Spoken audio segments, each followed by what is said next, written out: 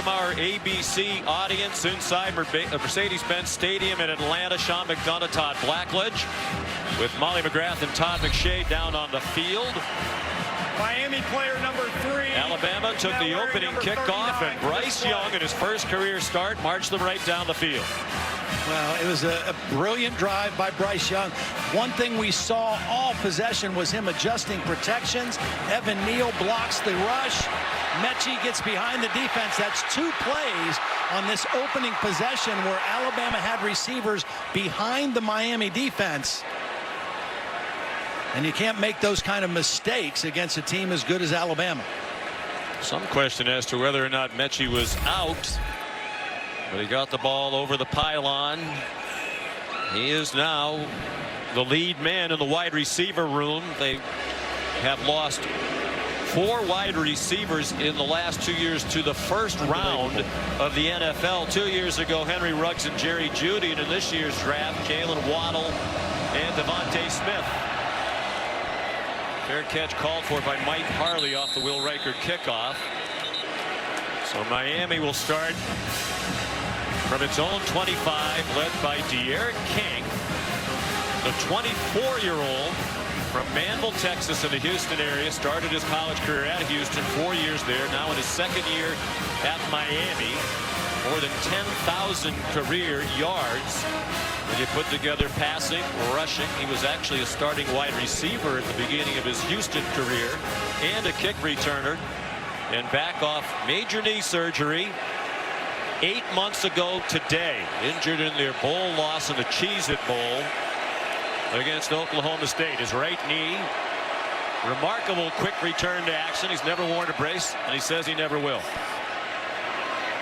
Dual threat quarterback like Young, and he's on target for about 7, maybe even 8, to the newcomer from Oklahoma, Charleston Rambo. Rambo, a nice addition to this offense. That's Rhett Lashley, his second year in this system. The first time De'Aaron King in his career has ever had the same offensive coordinator, same system, 2 years in a row. And he's on target to Will Mallory, and the tight end has the first down. He steps into the lead role at tight end for Brevin Jordan now in the NFL. Here are the impact players.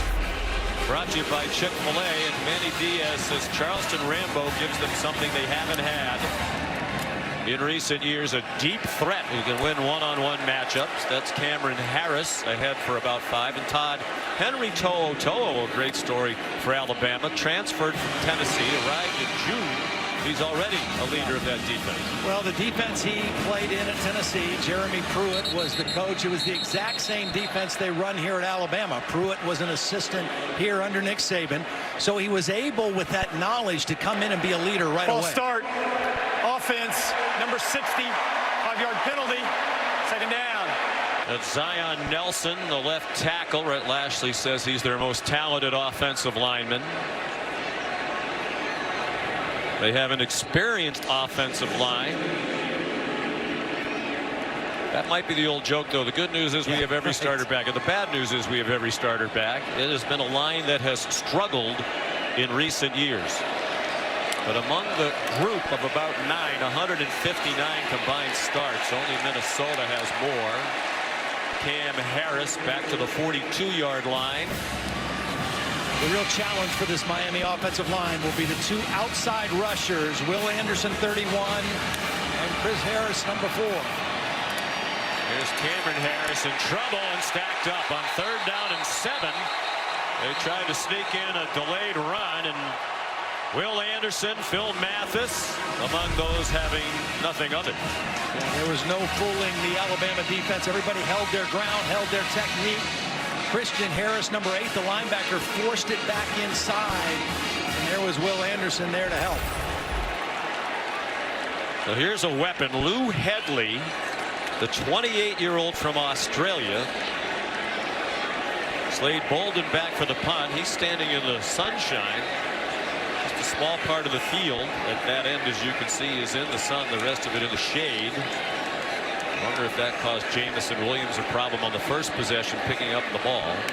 Miami led the country in net punting last year, thanks largely to Hedley. His line drive punt was fielded by Bolden, who returned it for 5 yards before Corey Couch tackled him. 38-yard punt. Alabama scores on its opening possession. That's a great omen historically for the Tide. For Alabama, and before they can snap it on their second possession, a False start. flag. Offense, number 1, 5-yard penalty, first down. Jameson Williams off to a bit of a shaky start in his Tide debut. We mentioned it's a great omen when Nick Saban's team scores a touchdown on its opening possession. Alabama's won 41 games in a row when doing that, haven't lost since the 2014 Sugar Bowl against Oklahoma. Bryce Young 4 out of 5 on the opening drive. Brian Robinson is the running back. Runs left, runs over Canes, and nearly gets the 15 for the first down. He got 13 before Bubba Bolden shoved him out. It shows a little burst too, because he's going to break this to the outside, and he's able to get to the corner. He breaks one tackle, and then you see him just run through a couple arm tackles. Again, this is a big physical back. He runs very upright, and you've got to bring a load to get him to the ground. Brian Robinson grew up in Tuscaloosa, went to Tide games as a kid, said, "I've worked and waited my whole life for this opportunity." He waited very patiently. He's a good back.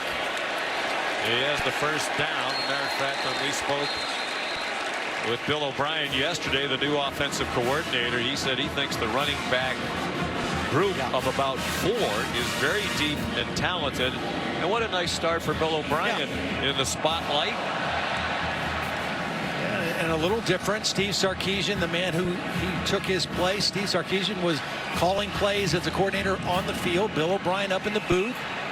Just came from the NFL, so even the whole signaling system different than what he's been used to the last several years of just speaking into a headset to his quarterback. 1st and 10, 8.5 to go. First quarter, 7-0 Bama. Miami brought pressure. They flush Young, who throws on the run and has a first down. Jameson Williams the catch. And the elusiveness of Bryce Young on display on that play. I mean, Miami over the last couple of years has always been able to rush the passer from the edge, but you see the elusiveness, the quick feet of Bryce Young. He told us when we talked to him, he says, "Look, I am mobile, I do have good feet, but I want to stay in the pocket and be a passer for as long as I possibly can."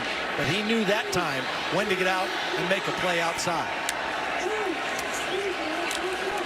Jace McClellan steps in for Robinson and running back. He brings some speed. He got 3 to the 45 of Miami.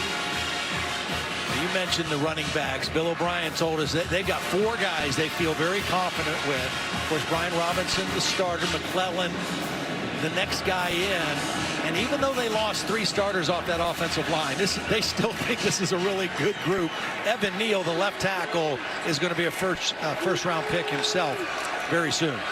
Play fake. Young dumps it out in the flat to McClellan, who got blasted by Tyreek Stevenson, a transfer from Georgia, Miami native, who came home to play for the Canes. And Manny Diaz told us that's a lot of what he brings, physicality. Tackle. Yep. You know, we've already seen from Bryce Young his knowledge of this offense, his ability to set protections, to direct traffic. He's got a real maturity about him for a young player. Best in the country on 3rd down during their 13-0 national title season of a season ago. They picked up a key 3rd down on their opening possession.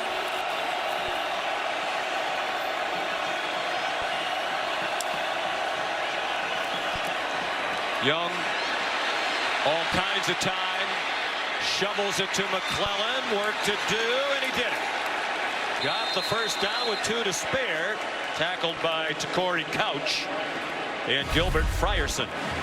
Well, first of all, it's only a 3-man rush, so he just moves to his right to see if he can open. 3-man rush means 8 guys dropping. There's not much room to throw the football, but he doesn't panic. Keeps his calm, flips it out to McClellan, kind of like a delayed option play almost. Like he's playing in the schoolyards of his native Southern California. Watch him go for a shot right here, though. On 1st and 10 from the 36. High snap. He took it down. Gave it to Robinson. Brian Robinson inside the 20. Ball might have come loose at the end, but he was ruled down at the 17-yard line. And already for Canes fans, Todd, shades of a year ago, not doing a very good job tackling or stopping the run. Oh, and a really nice job by Cameron Latu leading that play. The tight end number 81 in there. And again, I mean, this is a hard back to tackle, and Miami with their hands full right now. Being dominated in the first 9 minutes plus. Already 7-0 Bama, and they're on the move again. Robinson taken down for a loss by Corey Couch. The play forced by Bubba Bolden. Bolden, one of those who elected to return for another year. D'Eriq King announced he was coming back for another season before they even played the bowl game in which he got hurt. And as soon as he said, I'm coming back, Bolden and several others said, I'm not going to the NFL. Bolden said, I'm coming back to win a national championship. And that starts Saturday, meaning today. Blitz up the middle. Harris dodged it again. Bubba Bolden whiffed. And Young throws it away over the head of John Mechie, but that was just a throwaway. Well, Bubba Bolden could have taken a big step forward for his team. He's coming on a safety blitz unblocked and just kind of whiffs. Now, part of that is just the nimble feet of Bryce Young. Still has to throw it away, but that loss of yardage play could have been huge for the Hurricane defense. Bryce Young's parents, Craig and Julie, part of the sellout crowd of more than 71,000. With the roof open, very comfortable day, temperature in the mid-80s and low humidity. 3rd down and 13 from the 20. Three-man rush again, zone defense. And Young steps up, fires back in the end zone, and it's broken up. Nice play by Bolden as Young tried to rifle one in to Slade Bolden, no relation to Bubba Bolden. Well, that's a good stop by the Miami defense. Both on 2nd down and 3rd down, it was more than 10 yards needed. They went three-man rush, dropped 8, and just tried to keep all the receivers in front of them, plus an eye on the quarterback, and they forced the field goal attempt. A much-needed stop by the Hurricanes. Reichert had a perfect year last year, 14 for 14 in field goals. Made all 84 PATs. Dating back to the season before, he made 15 field goals in a row, and now 16. Longest active field goal streak in the country. That one from 38. Bama's had it twice. They've scored twice. Work to do for D'Eriq King when we come back.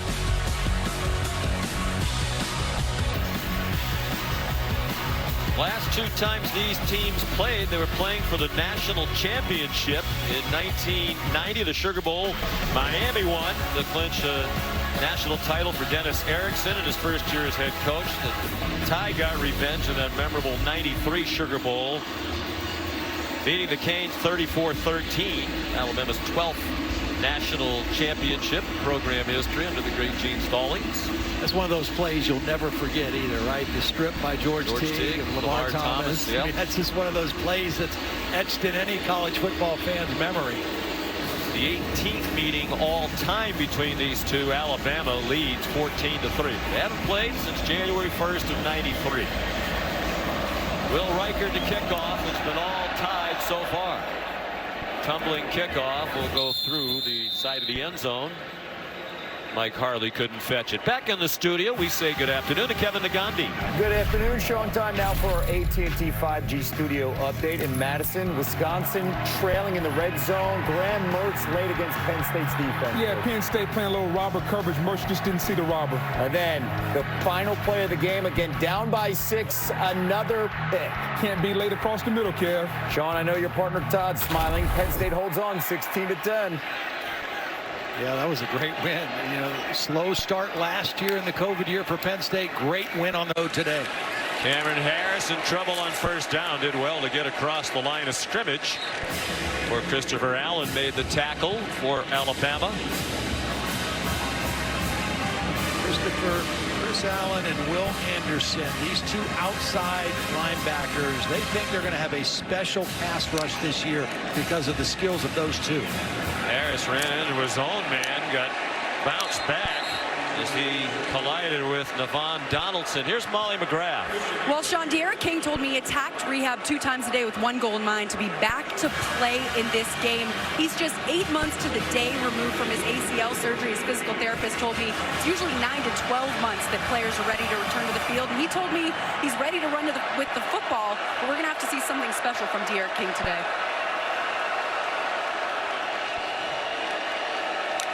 Five wide receivers.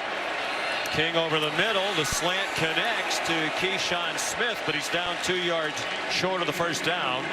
Tackled by Jalen Arm. King told me he attacked rehab 2 times a day with 1 goal in mind, to be back to play in this game. He's just 8 months to the day removed from his ACL surgery. His physical therapist told me it's usually 9 to 12 months that players are ready to return to the field. And he told me he's ready to run with the football, but we're going to have to see something special from D'Eriq King today.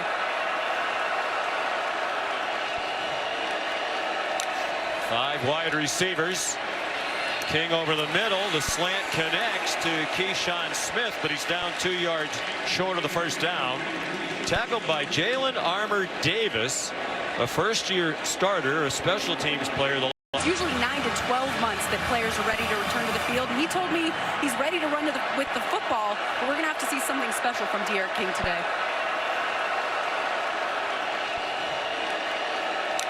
Five wide receivers. King over the middle. The slant connects to Keyshawn Smith, but he's down 2 yards short of the first down. Tackled by Jalen Armour Davis, a first-year starter, a special teams player the last couple of years. Standing in for the first-round pick, Patrick Surtain. It looks like Miami might be going for this. No, they can't. Can't do that. Way too early in the game for that. I mean, you've already had trouble stopping Alabama, right? Don't give them a short field. Well, use the weapon you have in Headley, right? And try to pin them back down inside their own 15-yard line. Watch Minnesota the other night. PJ Fleck go for it from his own 29 and turn the game, at least for a while. That net punting mark last year was the all-time FBS single season record. Nearly 45 yards net. And that's an example of why. 47-yard punt, no return. Timeout on the field. Mac who? Bryce Young and Bama back on the field after this. Run, it was more defense, but not so much the last few years. These last 3 quarterbacks that have played for Alabama, not only great success, national championships, but also will all 3 be day 1 starters in the NFL next week when that season kicks off. That's pretty amazing. And Tua and Mac will be going head-to-head as New England and Miami open against each other. Mac Jones wins the starting quarterback job for New England on opening day, beating out Cam Newton, who was released by New England this week. Third possession for Bama. They've had a touchdown and a field goal. It's Brian Robinson stacked up after a 3-yard pickup. Well, if those are big shoes to fill, and they certainly are, Bryce Young didn't seem the least bit affected by it. Yeah, I loved his demeanor. I mean, he was a really interesting guy to talk to. He was very thoughtful, kind of soft-spoken.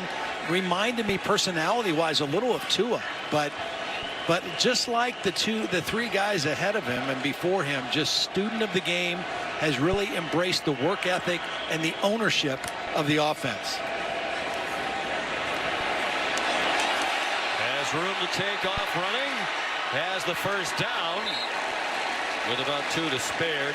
Chased out by Gervin Hall. When we talked to Bryce Young about being the latest in the line, he said to us, "I'm even keeled. When you're prepared, pressure fades. Confidence comes from what you do before you get to the game." Yep. And he's so well prepared.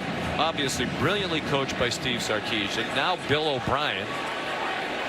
He was well coached in high school too. The program he came out of there, Bill Rawlinson was his head coach. I mean, this is a guy who understands how to play the position.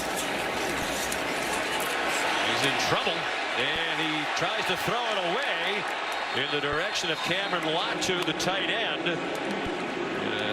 I think they're going to call that an incomplete pass. They do. Lucky for There is no Young. foul for grounding. Eligible receiver number 81 was in the vicinity. Well, the reason that Latu was in the vicinity is because he missed the block. I mean, he was responsible for DeAndre Johnson, and he missed the block coming across the formation, but was able to be there for the throwaway and prevent the loss of yardage play. And Latu's presence in the starting lineup is a story for Alabama at the start of this year. Will Billingsley was their tight end at the end of last season, was extremely productive, but he hasn't fallen completely in line with what Nick Saban expects from an Alabama football player. There's Brian Robinson tackled in space by Tyreek Stevenson. Billingsley is here, but not starting today as Nick Saban tries to hammer home to him the importance of doing what you're supposed to do on and off the field. Yeah, I mean, you know, last year he was a key factor. When Jalen Waddle got hurt, he became a big factor in the passing game, but it's about doing things right all the time, and apparently Billingsley still has some learning to do in that part of the process. 3rd down and 6. Can Miami get a stop on 3rd down? Alabama's 2 out of 3 on 3rd down so far. We're in the final minute of the opening quarter. Miami fans trying to make it tough on Young.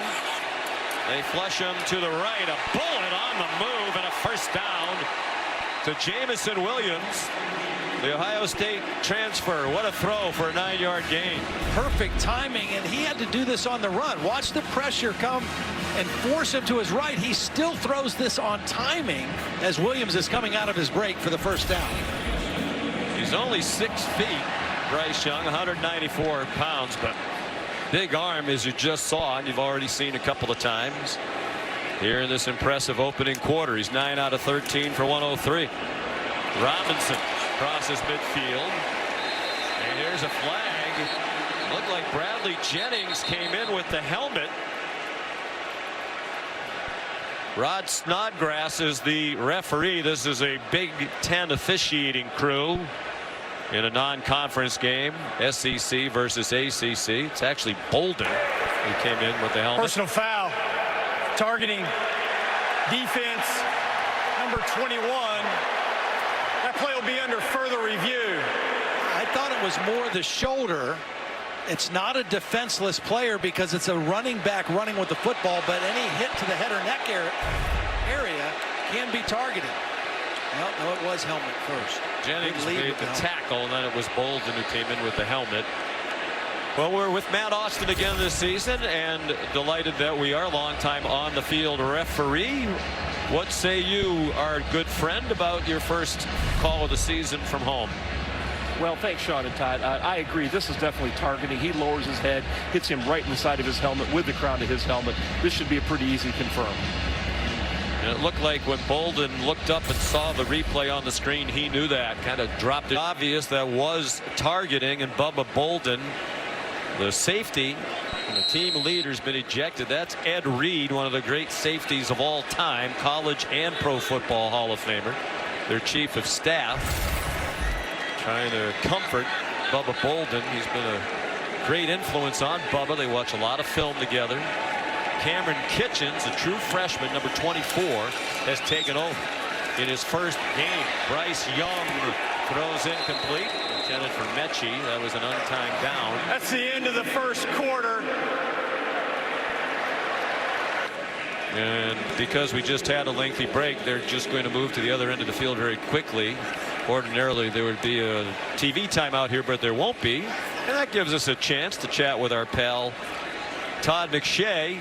Todd, just 3 starters back on the offense for Alabama, 2 of them offensive linemen, Emil Ekiyor and Evan Neal, and you've been really impressed by Evan Neal. Yeah, everyone loves talking offensive linemen, right?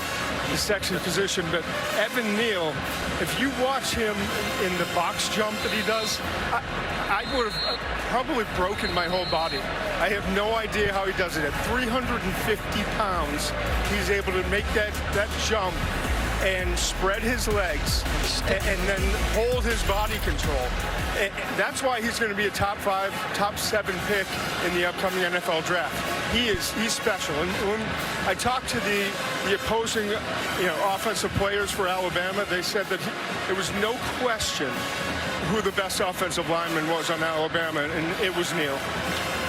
That was a 48-inch box jump, split leg from a 350-pound man. There's a lot of downside risk there. I mean, what happens if you don't stick the landing? That is not going to end well. No. For you or maybe some people around you. That might have registered on the seismograph if he didn't stick the landing. He is so good, though. He was the right tackle last year. Of course, Alex Leatherwood, was an award winner, first-round draft pick. Now they move Neal over to the left side, and just like Todd said, I mean, he's going to be a top 4 or 5 draft pick himself, and he is really special. Listed at 6'7", 350. After the play fake, wide open, JoJo Earl. He's a freshman.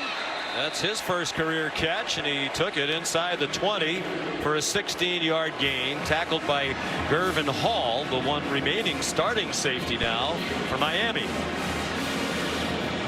Manny Diaz told us we have excellent starting safeties. Hall and Bolden, they're veterans, but true freshmen behind them. And it wasn't going all that well, even with the veteran Bolden out there. Right now, Manny Diaz doesn't have any answers for Alabama's offense. Jamison Williams gets 9 more. Tyreek Stevenson made the tackle.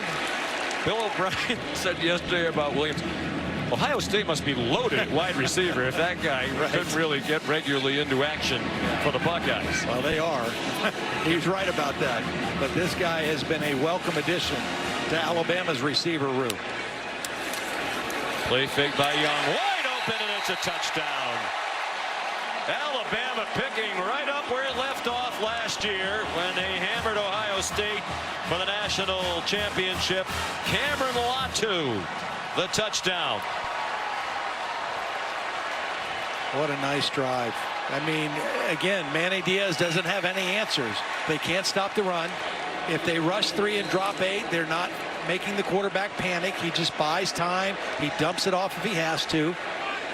And when they do try to come after him, he hurts the man coverage with the right decision and an accurate throw. That is the first career catch for Latu.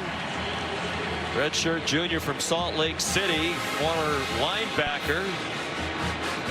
Bryce Young, 12 out of 17 for 137 and 2 touchdowns. Well, watch the move by Latu on linebacker Keontre Smith. Here's Latu right here. Here's the coverage. A little out and in, and watch him just leave the linebacker right outside, and a wide open target for Bryce Young. And if Nick Saban's trying to have a teaching moment for Jaleel Billingsley, I'm sure he's pleased about that development too. We have somebody else who can play and play well if you don't want to fall in line. Now, the execution level so far of the Alabama offense, that was one of the question marks, right? We knew they've recruited well. Nobody has recruited better than Alabama over the last several years. But how quickly number 3 is now number 39 on the kick return at a high team. level.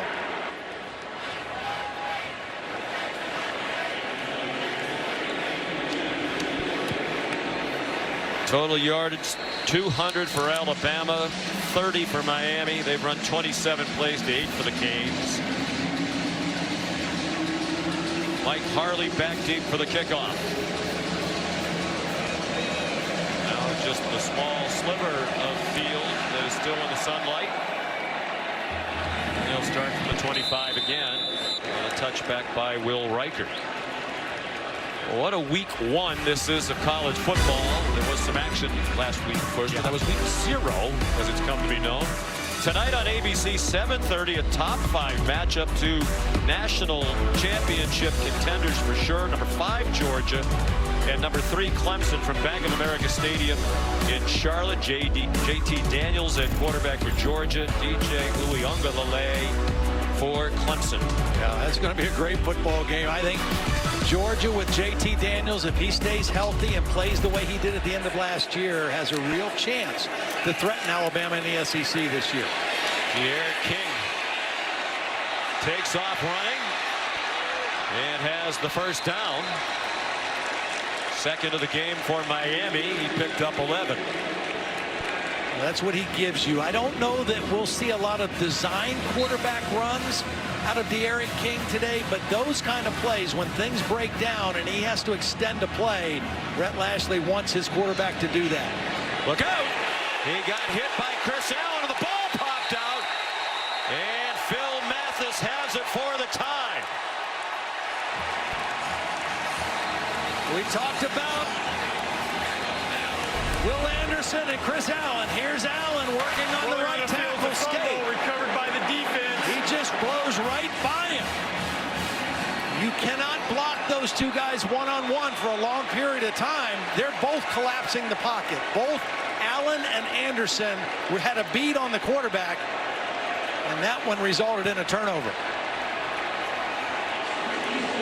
In 2015 and 2016, this Alabama defense had 50-plus sacks in both years, and they feel like they have that caliber of pass rushers on the edge for this season. Chris Allen limped off and needed to be helped into the medical tent. Great field position for Alabama. The Miami 33. Young to Slade Bolden for 4. D'Eriq King also limping on the sideline. It was his right knee, in which he tore the meniscus and ACL in the Cheez-It Bowl against Oklahoma State in late December.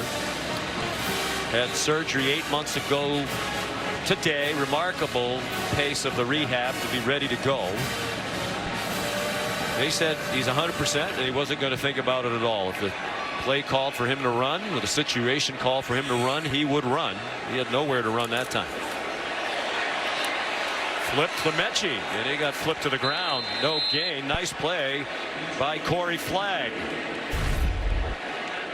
Let's take a look at the hit on D'Eriq King at the end of the play. Both guys involved in that play ended up in the injury tent. See D'Eriq limping off. Hope he's okay for sure. Well, Chris Allen has had a history of knee injuries as well. He missed all of 2018 with a preseason knee injury. Have a look at Tyler Van Dyke, who would be the backup quarterback for Miami if needed. 3rd down and 6. Been 3 for 4 on 3rd down so far in the ball game. They blitz to the Canes, and the tackle is made by Keontre Smith. He drops Brian Robinson for a loss. Now let's see what Nick Saban will do now on 4th and about 10. King looks okay. Looks frustrated, you know, and rightfully so. They just have not been able to put anything together yet against this Alabama defense. And we talked about this defense potentially being the best Nick has had in the last several years. Will Reichert's made 16 in a row, but this one's from 51. His career long is 52. He got plenty of it, and the streak is still alive. Will Reichert bombs one from 51. That looked like your draw off the tee right there. That was beautiful. Nice little baby draw.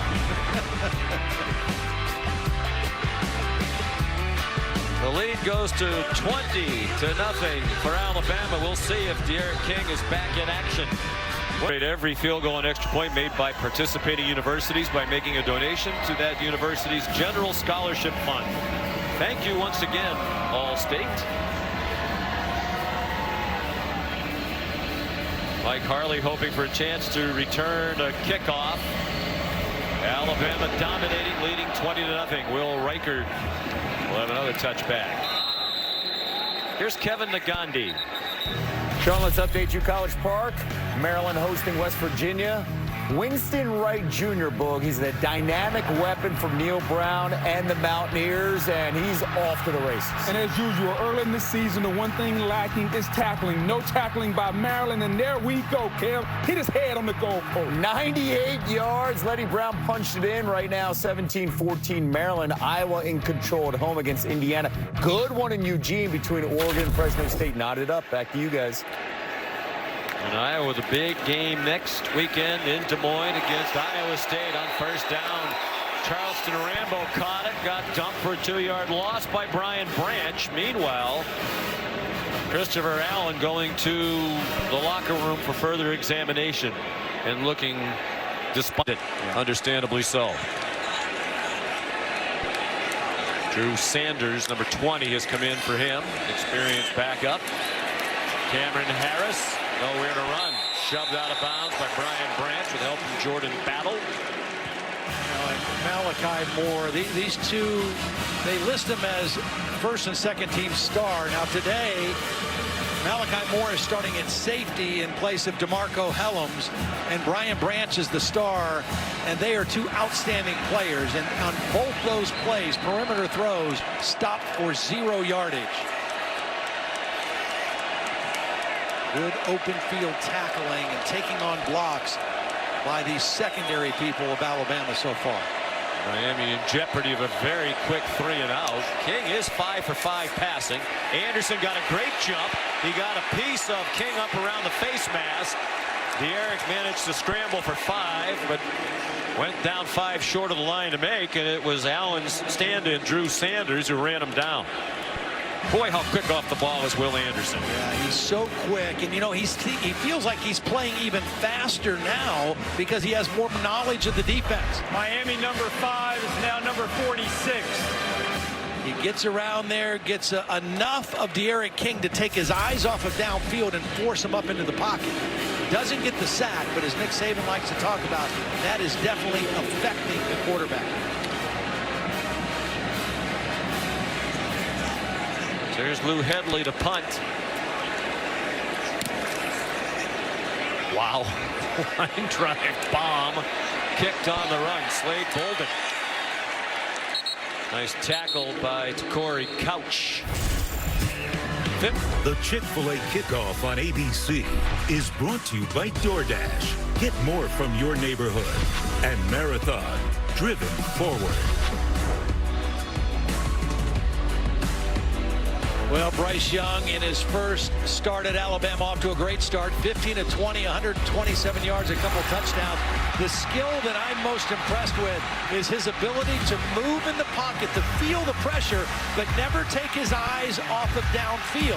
So he feels the rush, he moves when he has to, but his eyes are still downfield finding the open receivers, and that is a difficult skill to have, but he is doing it naturally. Then, when he has to make a quick read, he did that for his second touchdown. Boy, so poised, never in a hurry, doesn't have happy feet. Sets and fires here on target. Slade Bolden, first down. Bumped back by Tyreek Stevenson, but he had the first down with forward progress. Todd McShay. Yeah, Sean, I watched Bryce before the game. He threw about 50, 60 throws in the pregame, and every single ball, didn't matter if it was 10 yards or 50 yards, was a little bit high. And I just walked on the field and I said, why? Why is the placement there? He's like, because it's so hard for defenders to get it. I was really impressed with his absolute accuracy. Chase McClellan, another missed tackle by Miami, and into Canes territory went McClellan. You know, the other thing, Todd, that I noticed in watching him today and then on the practice field in Tuscaloosa on Thursday is his ball is very soft. It's a very catchable pass. I mean, he's got zip on his arm. He can make any throw you want, but the ball always looks soft as it's moving towards receivers. It's catchable. Yeah.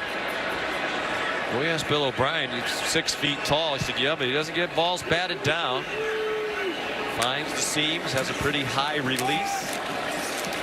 McClellan again after a 15-yard gain gets 3 more. But see, you could say the same thing for Bryce Young as we said for Mac Jones, and we said for Jalen, as we said for Tua. The best friend of a quarterback is a good running game. And right now, Alabama is still able to run the football when and how they want. And that just sets everything up, whether it's play action pass, whether it's RPO game. Takes a lot of pressure off the quarterback. Young on target, Mechie. Oh, high stepping.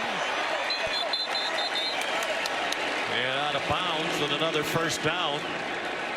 Mechie wasn't involved in a lot of their off season. Had a couple of lower leg injuries. I'm not sure Nick Saban will like that. Watch the route, though. Watch just a little pause and then back inside working on a linebacker. That's a mismatch to begin with. The acceleration of Mechie. What a beautiful route. 18-yard gain, 5 catches already. He had 8 in their national title win against Ohio State in South Florida. Brian Robinson back in for the 25-yard line. Wayman Steed whiffed on tackle attempt. Robinson lost his helmet. Robinson will come off. And we're more than midway through the second quarter now. Lots of stars from yesteryear. In the case of Devontae Smith, yesteryear was not long ago. Here today, it's obviously an off weekend in the NFL with the season opening coming this week. Young throws it away in the general direction of Cameron Latu. And you could have quite a game if you lined up all the guys who are on the sideline. Oh, my goodness. Be a good pickup game, right? Landon Dickerson, the center last year, wasn't able to play in the title game due to a knee injury. But we're told among those expected to be here today from Miami, Michael Irvin, Ray Lewis, Warren Sapp, Ebron James, Brevin Jordan, Jalen Phillips, Reggie Wayne. Here's 3rd down and 8. And that's just a partial list of Canes who are here and not enjoying it, certainly. 5-man rush. Young, first down. Latu didn't have a catch for his career. Has 2 touchdowns.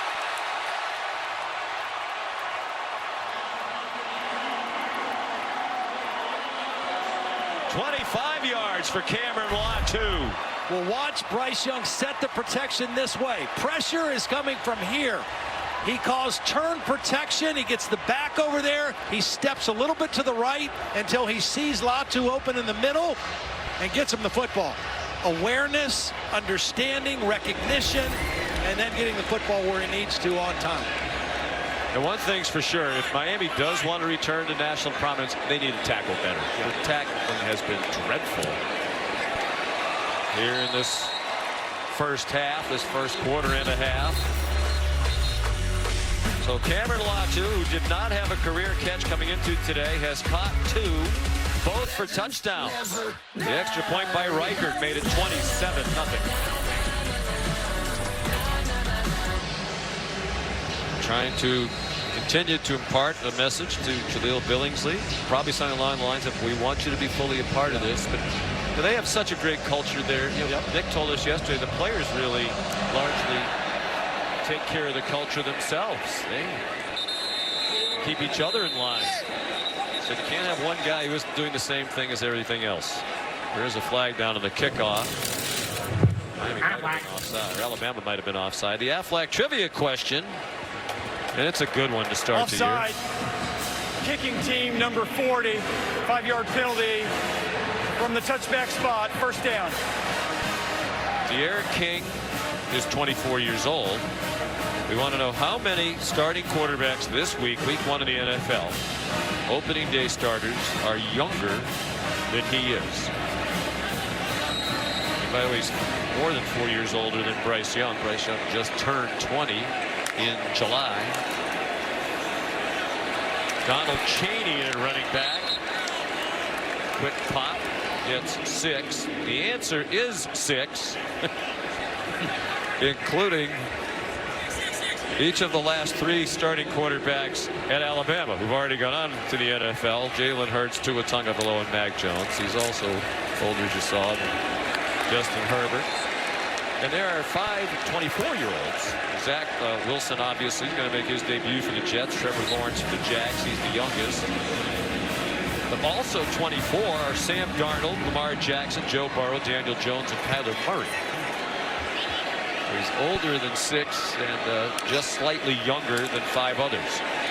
He's under duress again and swung down. It's Christian Harris, who Manny Diaz, the Miami coach, called the best linebacker in college football when we talked to Manny this week. Well, they brought both inside backers. Toa was first, and then Christian Harris second, and did a nice job of getting to the quarterback. Loss of 4, 2nd and 14. 4 wide receivers. Yep, there he goes. Will Anderson. You can't block this guy one-on-one and have a lot of success. He's too quick off the ball. This time they're trying to pull a backside guard to help. They actually have 2 guys accounted for him. Neither one of them stayed with the block, and Anderson just kept working his way to the quarterback. Sophomore from Hampton, Georgia. Really came on the second half of last season. Obviously learning as he was going along. Didn't have a sack in the first 6, had 7 in the last 7. In the flat, Cameron Harris. He gets walloped at the 44. You know, obviously this is not all on D'Eriq King as Miami's forced to punt again, but we talked about the Alabama quarterbacks, right? The last 3 going to be starting in day 1 in the NFL. Number 5 of Miami will be number 46 for this play.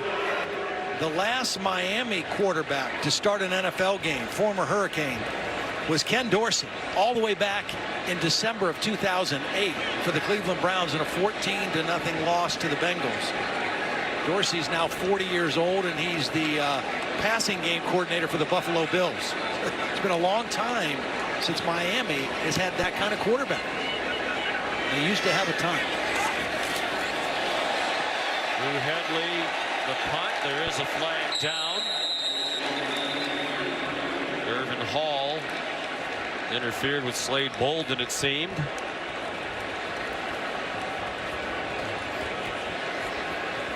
I'm not sure if he was blocked into Bolden by Jameson Williams, number 1, or not, but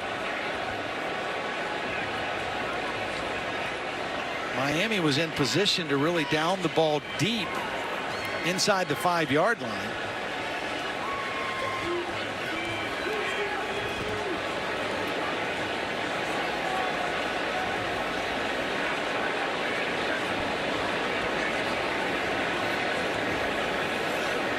Big Ten officiating crew. Big day for the Big Ten. Big weekend. A lot of conference matchups. A couple really good games. Personal foul. Kick catch interference. Kicking team number 26. 15-yard penalty from the spot of the foul. First down. Timeout.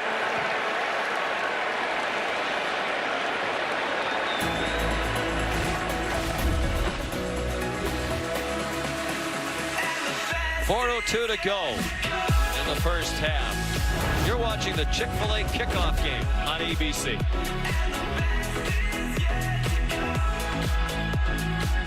The action from the AT&T 5G Skycam. That's actually looking out at the Skycam. First and 10 Alabama, 4 minutes to go in the half. Big hole for Roydell Williams. He lost the ball.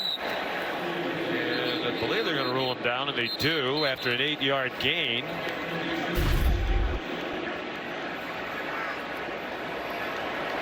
Cameron Kinchins rolling on the field, a fumble. Tackle recovered by Miami. Okay. First down. Well, that's news to everybody on the field as the offense and defense for Alabama and Miami respectively were still standing there, but after talking about it, looks like they got it right. It was a good hard tackle by the freshman Kitchens, who's in there because of the injury to Bolden. At first you couldn't tell if the knee was down before the ball came out, but the ball clearly came out as he's diving forward. So a lack of ball security by Williams, and a really nice play beating the ball carrier right at the spot by Cameron Kitchens. He was a true freshman playing in his first college game out of Miami Northwestern High School powerhouse program. He won 3 state titles there, did Kitchens. And he'll get the turnover chain. Hard to celebrate that too much when you're down 27-0, but it has Going become on the a field tradition. was a fumble recovered by the defense. That plays under further review. By the replay official, Rick Nelson. Now, the turnover chain debuted in 2017, and it has been much imitated now in a variety of ways around the country. Well, the interesting thing, too, is, I mean, there's a lot of hype surrounding it, but it's actually been something that is, you know, really inspired and motivated their team as well, because since the inception of that in the 17 season, they've had 92, and this would be 93 forced turnovers, which coming into this year was tied for the third most in that period of time, tied with Iowa and Syracuse, the only teams ahead of them. Clemson, the leader, with 97, Alabama with 95. Oh, I wanted to guess. Oh, we already did, Aflac. I guess they're looking at the replay to see who recovered the fumble. Matt Austin, let's bring you in. You look like you're ready to go. We can see you. The audience can't, and that's a shame to waste the movie star good looks. But Yeah, how Sean, are you, buddy? What do you think? Doing very well, thanks. Yeah, you're exactly right. They're looking at this recovery because the Miami player looked like he had it between his legs, and that's not allowed to have possession of the ball when it's between your knees. You have to have your hands or your arms controlling it. And you can see right there that the Alabama player got it. It was on his knees, so I think they're going to give this ball back to Alabama. Should be a big relief to Roydell Williams after his animated message from Nick Saban. We should mention that it's an experimental replay situation here today. Big Ten officials on the field and in the replay booth. Rick Nelson is the replay official. Here's Ron Snodgrass, the referee. After review, there was a fumble. However, it was recovered by Alabama. First down at the 35-yard line. Good work by Rick Nelson. Yeah, I got to give the chain back, right? You don't get to keep it. No. You got to go back to work. But the celebration still stands. Yeah. And you can't undo that. Back into the safekeeping place it goes. But this game is part of an experiment. The Big Ten is the only one of the Power 5 conferences that does not use collaborative replay, where you have replay officials at the stadium, but also somewhere else, back in the headquarters, looking at monitors. So today, Gene Simcoe, the Big 12, is actually in Pittsburgh at DB Sports headquarters, and he is weighing in on the replays with Rick Nelson. Now the officials want to continue to talk about this. So we don't know if it was Gene Simcoe back in Pittsburgh who suggested to Rick Nelson perhaps take a better look at this. Ultimately, the decision maker is the replay official who's here at Mercedes-Benz Stadium.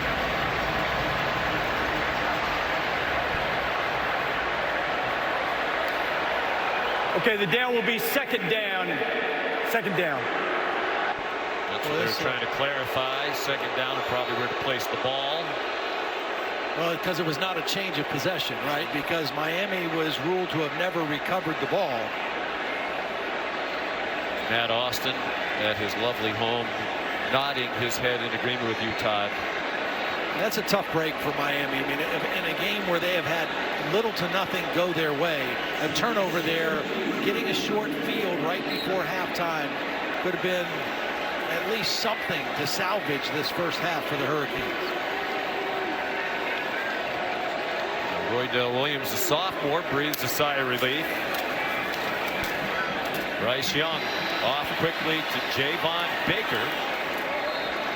He gets taken out of bounds by Gervin Hall and Tyreek Stevenson. Here's Molly McGrath. Well, Roydell Williams might be breathing a sigh of relief, but his shoulder might be sore because Brian Robinson Jr. went up to him, punched him on the shoulder and said, "Come on, man, you can't do that. You have to be better than that." And B-Rob told me it's his job to hold these guys accountable. Everyone was trying to calm Williams down, saying it's okay, but not B-Rob. Roydell out of Hueytown, Alabama. Prolific high school career, rushed for just under 6,000 yards. Very highly recruited. Stayed at home in Alabama. Zach McLeod drives back Brian Robinson for a 2-yard loss. McLeod in his 6th year at Miami. a fifth-year senior year ago, got the extra year because of COVID. Everybody did. And he's made a transition from linebacker to defensive end. Yeah, and he's got a really good connection with Manny Diaz. When he came in as a linebacker, Manny Diaz was his position coach and defensive coordinator. He's been with him a long time, and he's really kind of thrived at that defensive end position. And that's been a position, a feature position on this Hurricane defense ever since Manny's been back in town. Bryce Young over the middle and dropped by Trayshawn Holden. Trayshawn Holden, another young player trying to earn his stripes and some reps, and he just watch. All he's going to do is try to run before he secures the catch. He turns his eyes upfield. He's thinking about the run after the catch, and he just doesn't make a clean catch. That would have been his first career catch. He's a sophomore from Kissimmee, Florida. Alabama has recruited the state of Florida so well under Nick Saban, particularly wideouts. Got 3 young ones on the roster right now. Jerry Jeudy. Miami shows blitz, rushes 5, Young throws behind Cameron Latu. There's tight coverage by Amari Carter. Tomorrow on ABC from Joe Campbell Stadium in Tallahassee, number 9 Notre Dame and Florida State. The Irish winners of 32 in a row against unranked opponents. That's a school record. And then back here at Mercedes-Benz Stadium Monday night to cap off this Labor Day weekend, 8 p.m. on ESPN. Louisville and Ole Miss, the first meeting ever in football between those two schools. And the Rebels will be without Coach Lane Kiffin, who tested positive for COVID. He is vaccinated. As of this morning, when he appeared on game day, no interim coach mentioned. He said the responsibilities will be largely spread out among the staff. James Burnup's first punt for Alabama goes out of bounds at the 20, and here's Kevin. Sean, we got a new season and a new studio coming up on the State Farm Halftime Report. Penn State's defense survives on the road. Oklahoma survives at home against Tulane. Plenty of highlights, plus Booger McFarland will break down the keys with the quarterbacks in tonight's big showdown between Georgia and Clemson. We'll see you at the half. And we look forward to that, Kevin. Thank you. Minute 57, 3 timeouts for Miami. Trying to get on the board before the half. They deferred the opening kickoff. They'll get the ball to start. They need some momentum. I mean, they got to put a drive together that hopefully can finish with some points. You've got an experienced quarterback. You got 3 timeouts. This is a critical drive for De'Aaron King and the Miami Hurricanes. Charleston Rambo the catch. Gave him the first down. Cameron Harris gets 2. We talked about Rhett Lashley, the offensive coordinator. This is not his first go-round against Alabama. He was offensive coordinator at Auburn for 4 years. Good throw and catch. Keyshawn Smith down near another first down. Jalen Armour-Davis made the tackle. He stayed in bounds, didn't get the first down, about 2 yards short. Rhett Lashley's a young coach still, 38 years old. Seems like he's been around forever. Cameron Harris again. He's been the offensive coordinator at Samford, Arkansas State, Auburn, UConn, SMU, and now in his second year here at Miami. Well, they thought they were going to slip a run in for the first down there. He doesn't want to waste a timeout, but they're taking a lot of time. I know you got 3, but again, this is a critical drive to score points, and you were letting time run off the clock too freely right now. You have to go for it, you'd think, on 4th down. If they don't get it, that's a moot point. They do get it, and Cameron Harris upended in the open field by Josh Jobe, a returning starter at cornerback, preseason first team All-SEC this year. And another Florida kid out of Miami that Nick Saban recruited. And whistle stopped the play for a false start against the Hurricanes. A little sloppy operation right now. You know, I mean, the clock stops temporarily to move the chains for a first down. You still don't have to use a timeout, but then they get the false start and they move themselves back 5 yards. You mentioned Rhett Lashley at Auburn. False start. Offense. Number 11, 5-yard penalty. First down. The penalty includes the option for a 10-second runoff. Miami has chosen to take a timeout. Their first of the half. Lots of great action tonight, tomorrow, and Monday. As this week 1 of college football will conclude on Labor Day night right here in this building with Louisville and Ole Miss. Well, we mentioned no Lane Kiffin. The good thing for Ole Miss is Matt Corral, his quarterback, is back, and he's a heck of a player. Knows that offense, knows what they're doing. And, you know, Sean, I was mentioning Rhett Lashley going against Alabama's defense, Nick Saban, for 4 years when he was at Auburn. 2013 and 14, they won in 13. They lost a shootout in 14. He had a quarterback similar to De'Aaron King and Nick Marshall.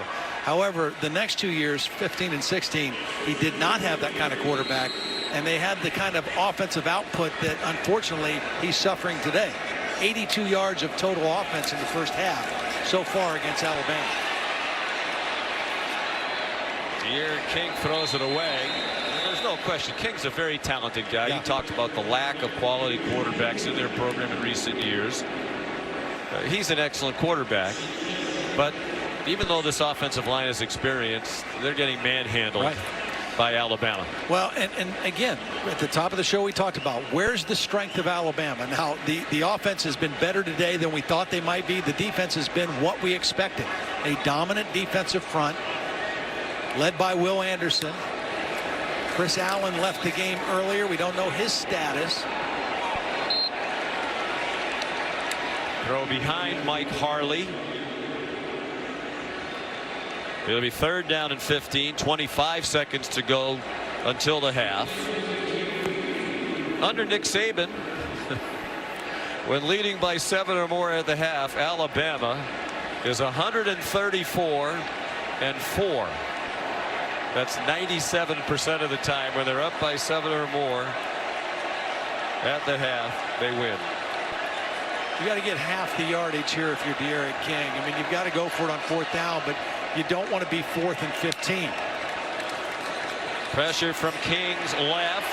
He got it off to Charleston Rambo.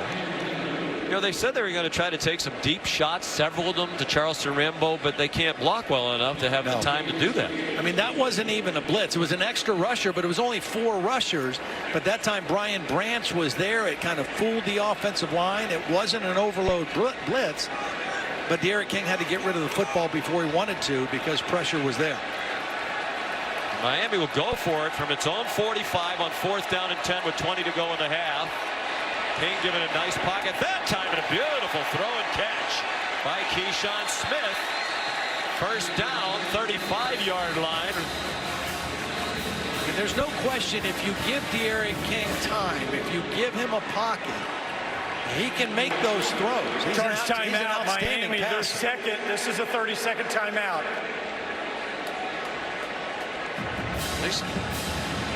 They'd like to have something positive to happen and get some points.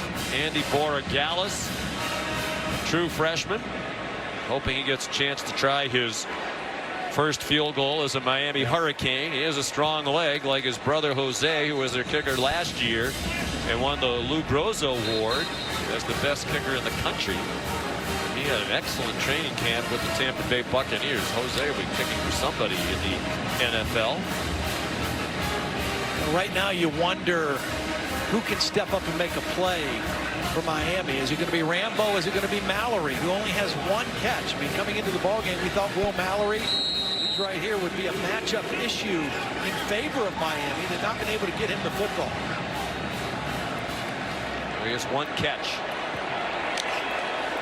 for 7 yards. King, plenty of time, lofts it up, going deep for Rambo, and a flag flies as he got tangled up with Daniel Wright. Well, their coaches told us they'd like to take several deep shots with Rambo. They finally launched 1 deep. It's the right matchup, too. You see, Daniel Wright is a backup safety who's in the game because they're in dime defense. 6 defensive backs. Pass interference. Defense. Number 3. 15-yard penalty. Rambo. Automatic 1st down. Right down to the ground. Yeah, I think Rambo's the only guy that made contact on that play, not Daniel Wright. It was a good matchup going Rambo against the safety. I think that's a poor call that went against Daniel Wright right there. And the Bama fans agree with you. And there are more Alabama fans here. This is only about a 3-hour drive from the campus in Tuscaloosa. The big difference, though, if that's the NFL, that ball's inside the 5-yard line, a chance to go for a touchdown. Now, there's only 5 seconds. And they're going to run another play. Maybe just try to get in the middle of the field for Borregales. Yes. Not enough time to really feel confident you can throw one toward the end zone and have enough time for another play. Now you have to try to get points here. You get the ball to start the third quarter. You're just looking for little tiny victories right now if you're Manny Diaz and the Miami Hurricanes. So here's Andy Borregales stepping in for his brother Jose. They're very close. And Molly McGrath talked to the Borregaleses during the week. And Jose texted Andy to remind them of their shared pre-kick routine. Get comfortable, find an aiming point. Left knee, lean shoulders back, ready to go. Checkpoint accomplished, kick good. The Borregale have been kind to Manny Diaz. It's the end of the first half. 37-yard field goal. And a little consolation to take into the locker room for the Kings.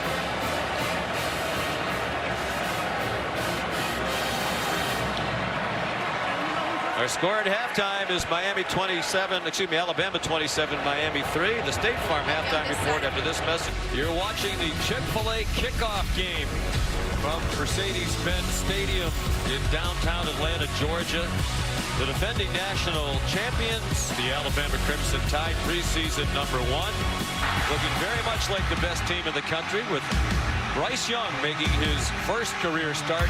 Tremendous, Todd Blackledge. Yeah, he really was. He just showed so much poise and the ability to move in the pocket, keep his eyes downfield, find throwing lanes, never panicking, hitting the right guy, 70% completion, over 200 yards, 3 touchdowns. Not a bad first half for a guy making his first start as the Alabama quarterback.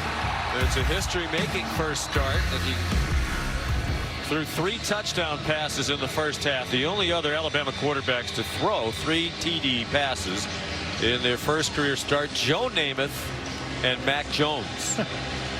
And he has another half to become the first ever with 4 touchdown passes. And our producer Josh Hoffman, always helpful, told us that if he gets 5, he would also be the first person to do that. Okay. Yeah. That's something to look forward to, Josh. Always helpful. That UConn math education, I guess. Yes, right? proud graduate of UConn, although we're not going to mention that the Huskies went down to Holy Cross today. Have I not been saying for 3 years now, Bob Chesney, the coach at Holy Cross, is a star. The guy is a star. Will Reichard's kickoff will not be returned. Speaking of stars, he's Todd Blackledge. And Bryce Young, terrific. If you're Miami now, what do you try to do here in the second half? You just have to condense this and say, okay, we did not play well in the first half. We did something good at the end of the first half, the end of the second quarter.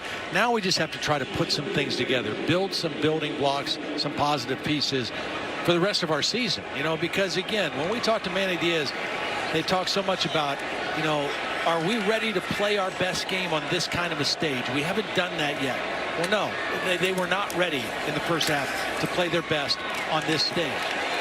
But they still have 30 minutes to do something.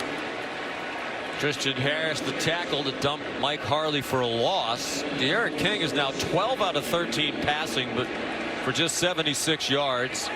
He's had very little time against this relentless Alabama pass rush headlined by Will Anderson. 29 yards rushing, just puts everything on the quarterback. There's Mallory with just his second catch of the ball game. Well, Sean, you guys were talking about keeping it simple. That's what Manny Diaz told me he wants to do. He said, you got to just get that first down, then we can get some momentum. We've had some plays and some opportunities, but penalties are absolutely killing us. And he said his message to D'Eriq King, is don't look at the scoreboard, don't get frustrated, and don't try to do too much. And I asked him if he was going to run more in this second half. He said, we're going to do whatever we need to do to win this football game. King on target to Mike Harley for the first down. Harley, their leading receiver last year.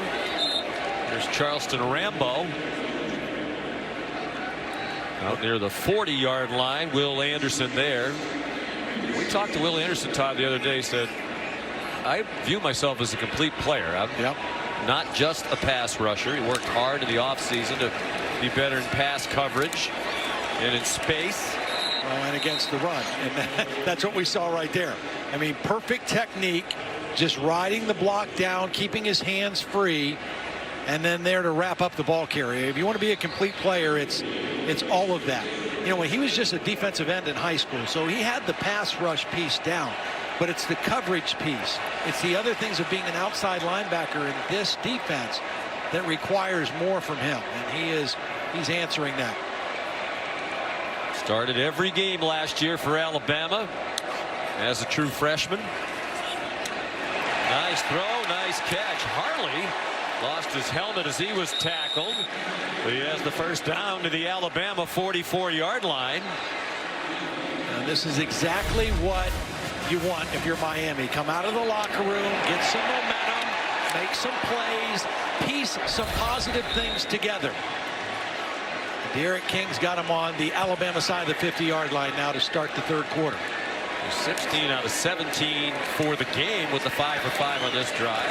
Rocket, that's caught by Xavier Restrepo, a freshman. He was a freshman last year, but he gets to be a freshman again because the bonus COVID year. That's his second career catch. He caught one last year at Duke. Second time we've seen that little play in this drive. They ran it to the other side a couple plays ago. Just a hurry-up tempo play. You've got stacked receivers on both sides. The top receiver's a blocker. The second guy's just a little quick screen. Michael Redding, the last catch. They like to play very fast, but they were never able to get a rhythm in the first half. They have one here to start the second half. Cameron Harris thrown down by Henry To'o. Chris Braswell in the game as well. Braswell backs up Will Anderson. We talked to Anderson the other day. He raved about Braswell. He said he is going to be an unbelievable pass rusher for Alabama. Sophomore from Baltimore. You know, he's in there now, and the only negative thing of Alabama in this game right now is the status of Chris Allen, who went out early in the ball game, has not returned. You wonder what his status is. Third down and 5. Cam Harris has the first down and much more inside the 10. Jordan Battle finally got him down. Let's get a quick update on Chris Allen from Molly. Yeah, Chris Allen is out for the game with a foot injury, guys. He is an outstanding player. You hope that's not a serious injury. Braswell is going to get a lot of reps today. First and goal. Cameron Harris danced down to the 6. Banged down by Daniel Wright. Daniel's the brother of Major Wright, who was a standout at Florida. Played in the NFL with the Bears and Bucks. And this is the part of the field where you think Will Mallory might factor into things for D'Eriq King. Here he is right here, number 85. Very talented tight end. D'Eriq King has a lot of confidence in him. Big target. They fake the run to Chaney. And King throws it away. Well defended by Alabama. They had the underneath, which was Mallory, and they had the deeper receiver in the end zone covered, and all D'Eriq King could do was throw that one away. You got to believe this is 4-down territory too. They went for the field goal at the end of the first half, but field goals don't do them any good at this point. So you got to believe Rhett Lashley's thinking 2 plays here to try to find a way into the end zone. Third and goal from the 6. Opening possession of the second half. Chaney down to the goal line. And they're marking him down short. Byron Young prevented the touchdown. They get over the ball very quickly. They are going to go for it on 4th down and goal from inside the 1. King to the goal line. And he did not get in. that's a tough play. It's a quarterback sneak, but you're sneaking from 5 yards off the football. You're not under the center trying to sneak underneath the blocks. You're catching this ball 5 yards away. And by the time he gets towards the goal line, Alabama had won the line of scrimmage there and kept King clearly out of the end zone. Look at the last sequence. This is the third down play, and you'll see it's very clear Donald Chaney did not get in. Remember, his knees down with the ball at the 1 yard line. Well, Miami did need to wait for a replay review to make sure they didn't score. We talked about Will Anderson improving as a run defender. He was the first guy in the backfield pulling De'Aaron King back. Aggressive pylon cam gives us a great shot at that goal line. De'Aaron King does not get the ball to the goal line. Tremendous goal line stand by the Crimson Tide on a hurry-up play. He got lined up and still got the stop. Alabama offense on the field for the first time in the second half. Brian Robinson out of the end zone. Gets them breathing room across the 5. Good leg tackle by Corey Couch. Yeah, that was a really good tackle because Robinson had some space. If he doesn't get him on the ground, it's a first down easily for Alabama and breathing room for Bryce Young. As it is, that tackle brings up a second down play. Couch emerged late last year as a freshman. Manny Diaz said at the end here he was our best corner. Play fake to Robinson. Young in the end zone, in trouble, and throws it away. And will that be grounding in the end zone? The officials are talking about it. Quarterback was outside the pocket.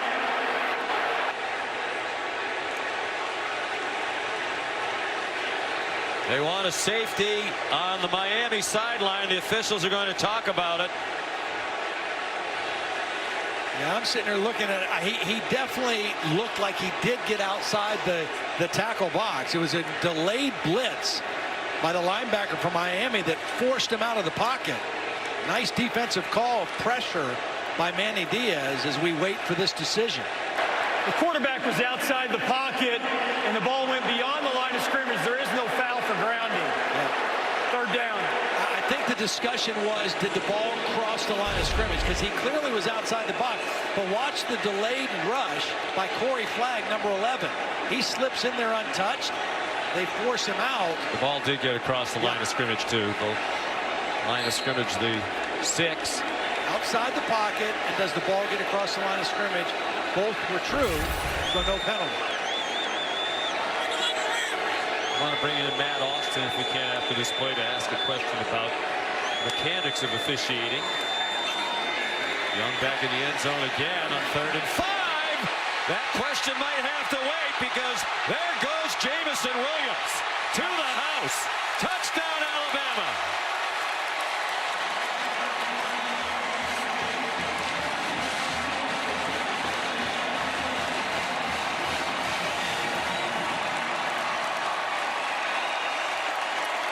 Manny Diaz screaming at the referee, Ron Snodgrass, but the replays seem to confirm that the officials got the play right on the previous play before this touchdown. Well, just great separation on DJ Ivey. Personal foul. Roughing the passer. Defense number 12. The blow to the head. A 15-yard penalty will be enforced on the kickoff. You see the speed and the acceleration of Jameson Williams. Just got great separation out of a bunch formation. And the safety, who could have been there to help, was locked in on helping on John Mechie on the other side of the formation. And Williams ran free behind the defense. Showing that great speed the coaches talked about. 94-yard play. The extra point good. And what a rapid turn of events. The goal line stand by Bama when Miami looked like it had scored a touchdown, and then this quick strike. This is Williams. This is Mechie. This safety right here is going to get caught thinking the ball is going to go to Mechie. Watch him favor the short side of the field with Mechie instead of playing deep third. And the young quarterback made him pay for that mistake.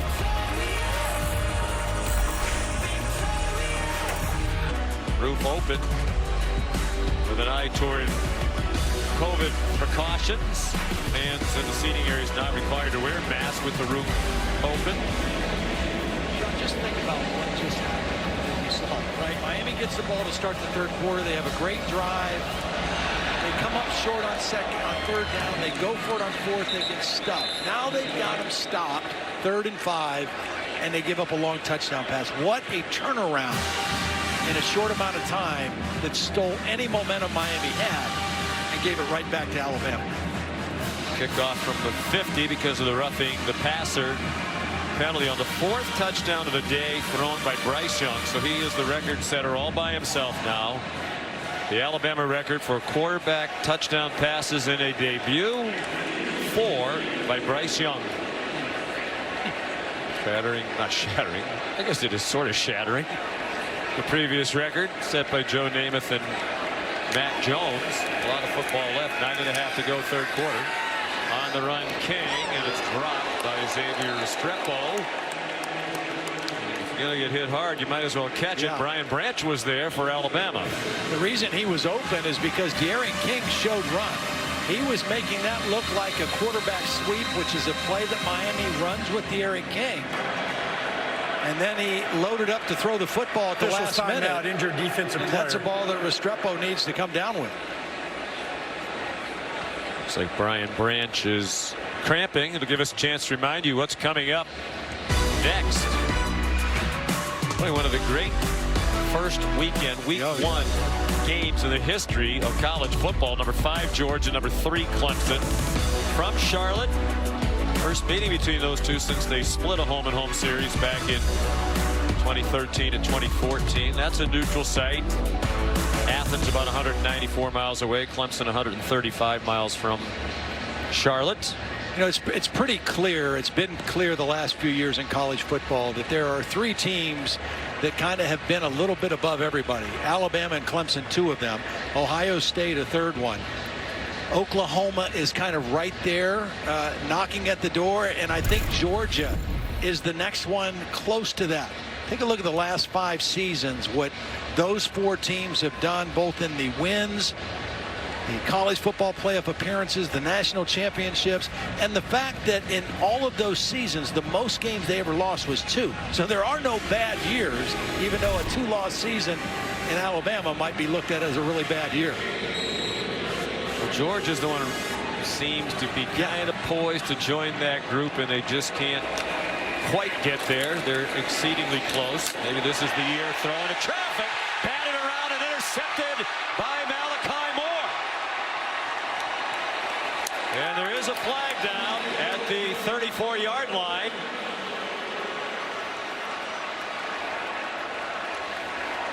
Well, it was thrown into traffic. It was a big hit by To'o, and that might be a targeting call on To'o. The ball was out before Henry got there with the contact. Well, I also think Michael Redding was being held before the ball got there. Yep.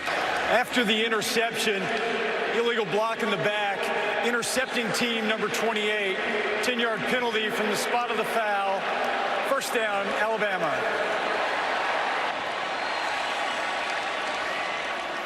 There's the Alabama version of the turnover, which some Alabama people reached out to me at the half and said that they believe that actually predates the turnover chain. I'm not really a historian about turnover-related gadgets and gizmos and memorabilia, whatever we want to call it. So my apologies. Wasn't meaning to offend any school that might be the originator of this sort of thing.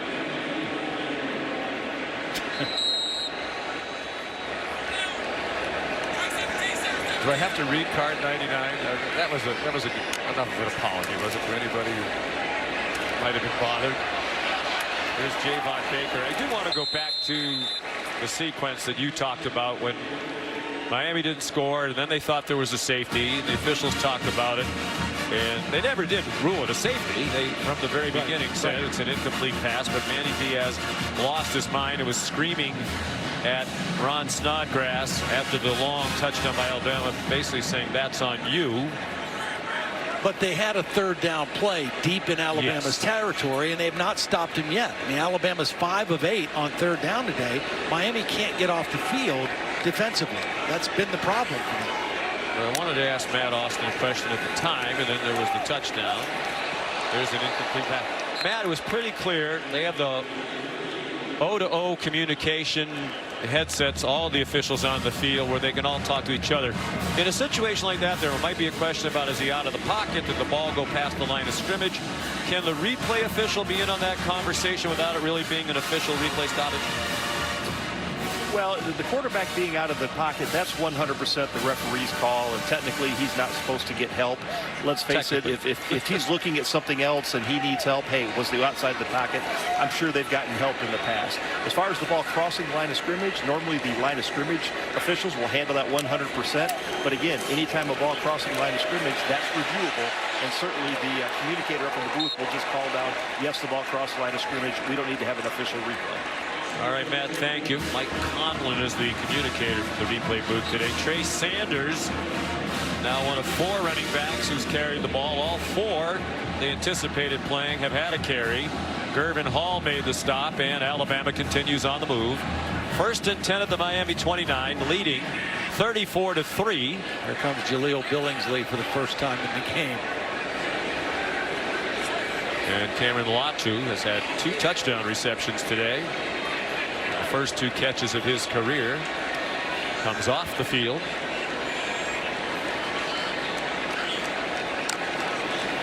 Bryce Young gives it to Sanders again. Big hole. And very near a first down. Well, this is a remade offensive line, but looking a lot like the line that won the Joe Moore Award as the best in the country last year. And we'll look at what Billingsley gets to do on the first play. He's in the ball game. You're the lead blocker, son. Get up in there, hit the linebacker, secure it for your running back. Did his job very nicely there.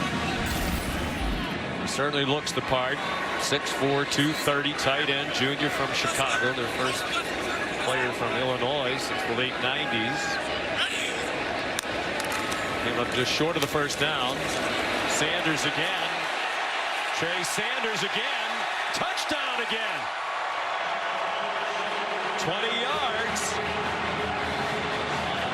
And it's 40-3 with the extra point upcoming. Great combination block. Watch the right tackle, Chris Owens, and the tight end, who's really a tackle, Kendall Randolph, 85. They just kind of combo there, seal the edge. He's got an escort of a wide receiver if he needs him. Didn't need him. The tight end and the tackle on the right side just cleared the area, and Trey Sanders ran to open space.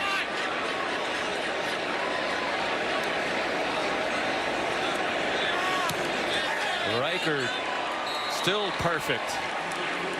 Meanwhile, Christopher Allen back on the Alabama sideline with his right foot in the booth.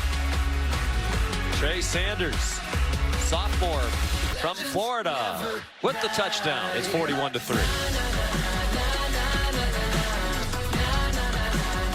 The most recent Alabama touchdown, that's Doug Marrone, the new offensive line coach on the left. Of course, the last 4.5 seasons, he was the head coach of the Jacksonville Jaguars, but made his name in coaching as an offensive line coach. Yep. College and the NFL, and what a great guy to have working with a new offensive line.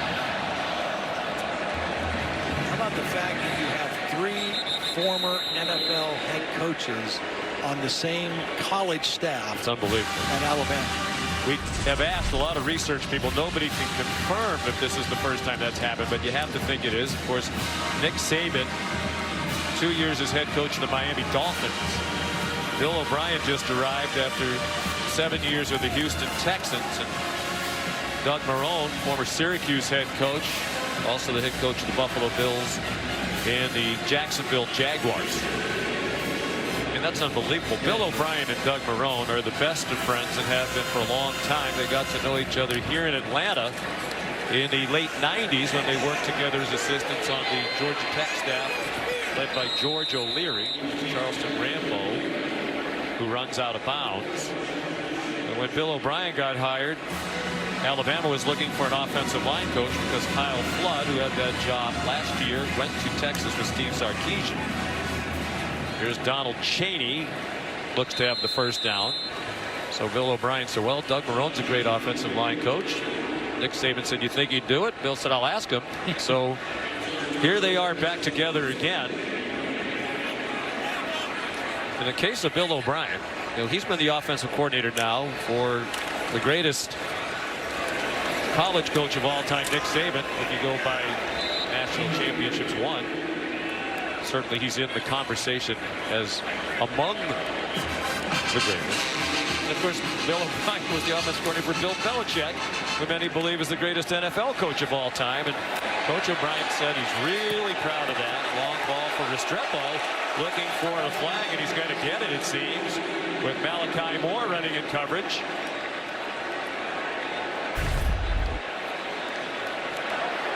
Pass interference, defense, number 13, 15-yard penalty, automatic first down. See, unlike the one we had earlier in the first half that we thought was a bad call, that was a good call because Moore did actually reach out, initiate the contact, and did enough to impede the receiver from a path to the ball. And that's the key. For the rule to be in effect, he has to impede the receiver, and that's what he did.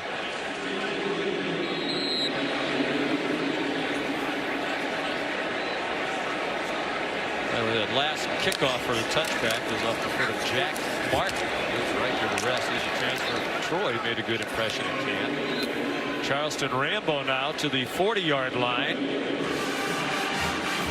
And Miami on the move again, down 41-3. Very disappointing game here for them. Incomplete pass, nice play by Jalen Armour-Davis.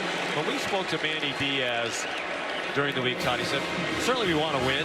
We think we're a much improved team, but at the very least, when we play teams like Clemson and Alabama and the really good teams in the country, we have to play at our best. We have to look like we belong in the game. And that didn't happen last year against Clemson, and it's not happening here today. No, in the 3 games they lost last year, they gave up an average of 47 points. So their defense struggled. Not beaten the #1 team. I know it's not on this coaching staff or these players. They haven't beaten a #1 team since 2000 when they beat Florida State. Well, there are the losses you were talking about in the regular season. A combined 42 points allowed to Clemson, 62 to North Carolina. For the end zone for Restrepo. And a nice catch as he was fending off Brian Branch. With some contact, it seemed, Seam still managed to make the catch, 29 yards. And the first career touchdown for Xavier Restrepo. See, this is what we knew you had to do against Alabama. You got to make contested catches with tight coverage and hands on you because Alabama does not concede anything. They're going to defend every play. You've got to make throws like this and catches like this. Defensive player. And that's the first real one we've seen for Miami, but it was a good one. Good throw and a good catch. And the first touchdown of the season for Miami, first of his career for the freshman from Coconut Creek, Florida, who did play last year. Brian Branch, who had the coverage, is helped off. Second time he's cramped up, right? Assuming that is a cramp situation. Probably is. Sometimes you just start cramping. It's tough to make that go away. Tough to get hydrated enough.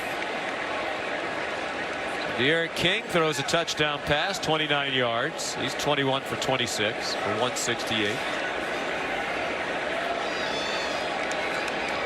That North Carolina game that we just showed on the screen was historically bad. That Miami defense against the Heels gave up 778 yards total and 554 rushing yards. Both were the worst in school history. Most yards rushing allowed, most total yards allowed.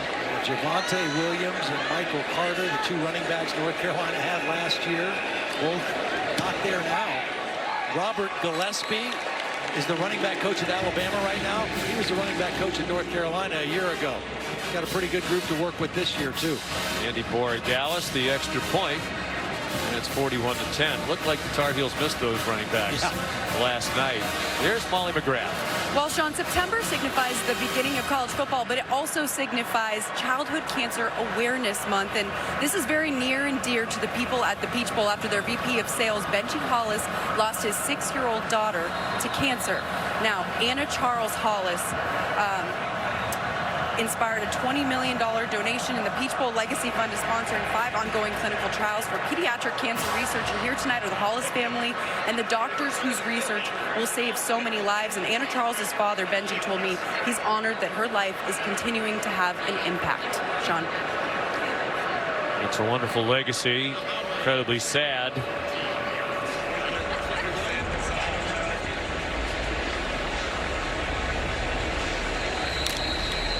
Good people at the Chick-fil-A Peach Bowl, involved in a lot of charitable initiatives. And by the way, we do want to thank them for the Chick-fil-A delivered to our booth at halftime. I mean, when you look in that heated container and it looks like a bottomless pit of sandwiches, that is like money. Jaleel Billingsley, the tight end, returning the kickoffs as he did last year. And he's tackled as he crossed the 20. Chase Smith made the tackle for Miami.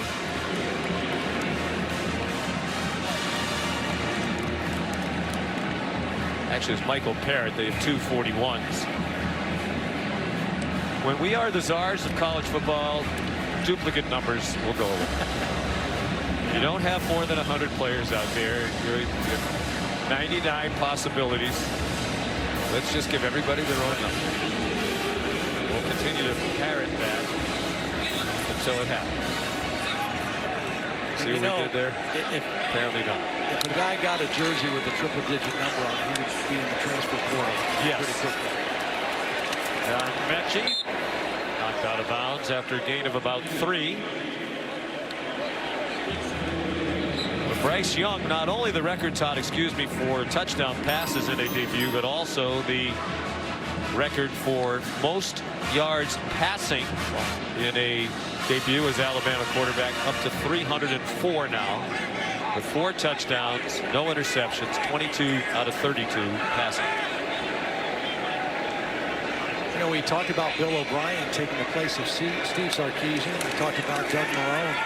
There's 4 different offensive coaches on this Alabama staff this year, and a bunch of new analysts. Sark took some guys with him when he went to Texas. So not only did they have to reload with 8 new starting players, they had to reload with 4 new coaches on the offensive side of the ball. And I'll tell you what, there's some good coaches and good players, because the execution level in game 1 of this Alabama offense has been pretty impressive. His 94-yard touchdown pass is also the longest in a debut, the one to Jamison Williams. And it's tied for the second longest touchdown pass in school history. 99 yards, the record. A.J. McCarron to Amari Cooper at Auburn, November 30th of 2013. Young zings one. Cameron Latu. All of a sudden, he's Ozzie Newsome. Well, he's been a reliable target today. He's a big body. You know, he started his career, he was an outside linebacker, defensive end. Just switched to tight end a couple years ago. Having a career kind of day today.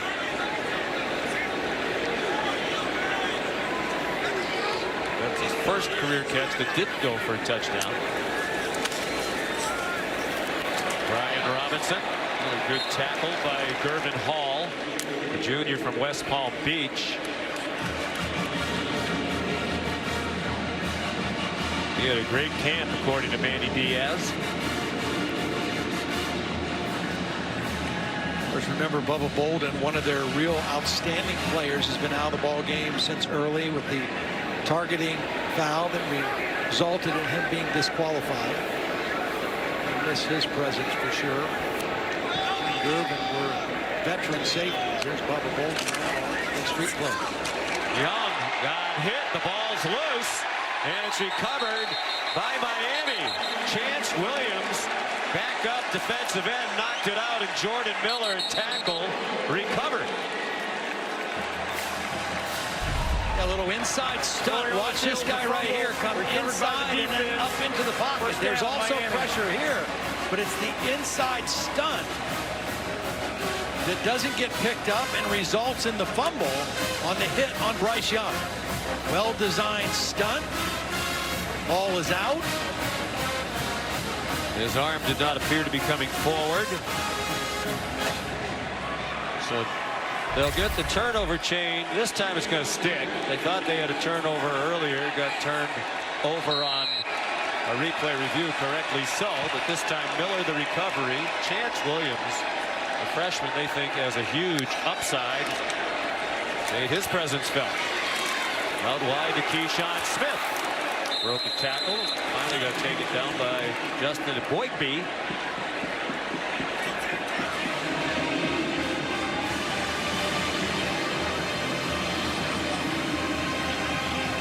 Smith is repeating his freshman year, true freshman last year. Had 2 catches all season. A factor today. Donald Chaney just shy of the first down. Sean, Miami wide receiver Mike Harley spent time in the X-ray room. He is out for the game with an upper extremity injury. So that doesn't hinder him going forward, as he's the key part of their team. Chaney looked like he got just enough for the first down. He did. Well, that explains why we're seeing Restrepo so much too. He was the backup at that slot position to Harley. Getting a lot of action here now. Has the touchdown. Miami's only touchdown was his reception.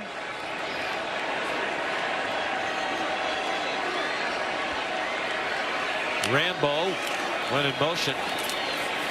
King spun away from him. They set up a little screen to Donald Chaney. He's out of bounds just shy of 10. And then got walloped by Henry To'oTo'o. And it was To'oTo'o who came away from it worse off, grabbing at his right wrist.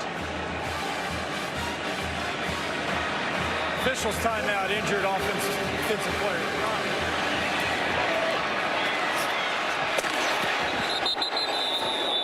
I wonder if when his hand hit the ground. What a collision. As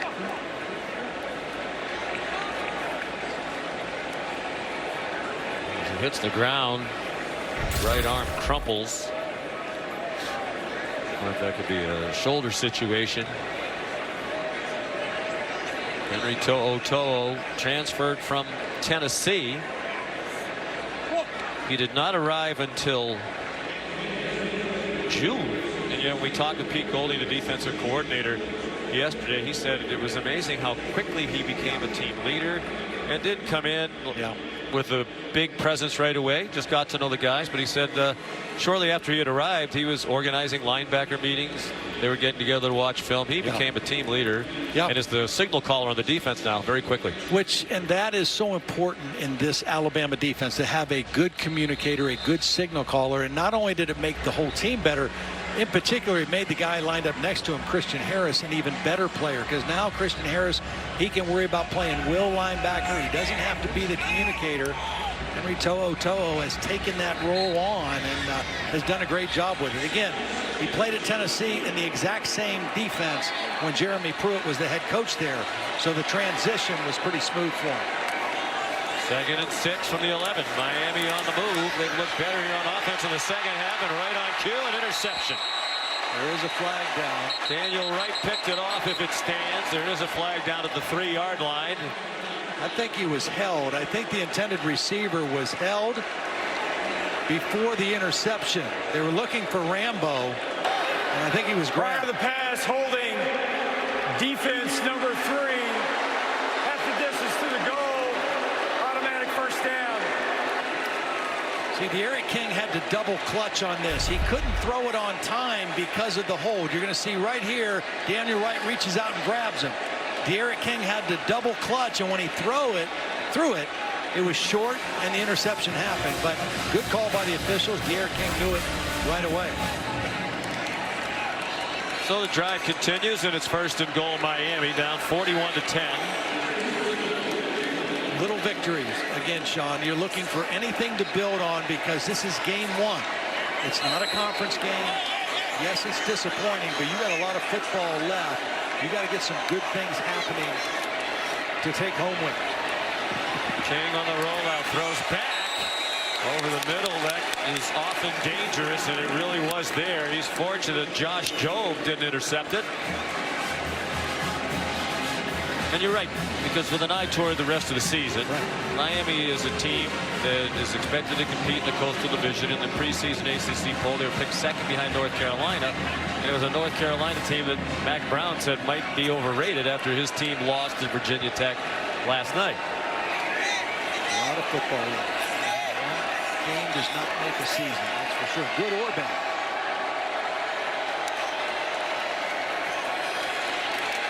Try to slam Chaney up the middle on 2nd and goal. That didn't fool anybody. Phil Mathis there, 5th-year senior. Right now you're seeing the pride in this veteran Alabama defense. There are no backups on the field other than Drew Sanders, who's in for Chris Allen. This is the first-team Alabama defense saying we do not want to give up any more points.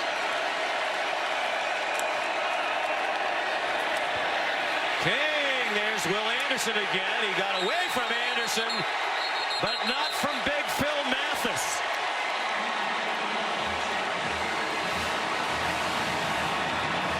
Anderson again. He's so disruptive. He's just too quick for the right guard. Navon Donaldson goes right by him. He doesn't get the sack, but he makes the quarterback move in the pocket, and Mathis is there for him. We had a great chat with Phil Mathis the other day. He said, I really believe our pass rush will be better this year. We're more experienced. We have more talent. And boy, has the pass rush been a factor all day today. Here's a 28-yard field goal try by Andy Borregales, and it is good. And it's 41-13. Well, after several years in hiatus, we are pleased to report, back by popular demand, been insisted upon by college football fans all over the country. We don't need to see that. Todd Blackledge's Taste of the Town is coming back. Yeah, well, you know what? Here's the thing.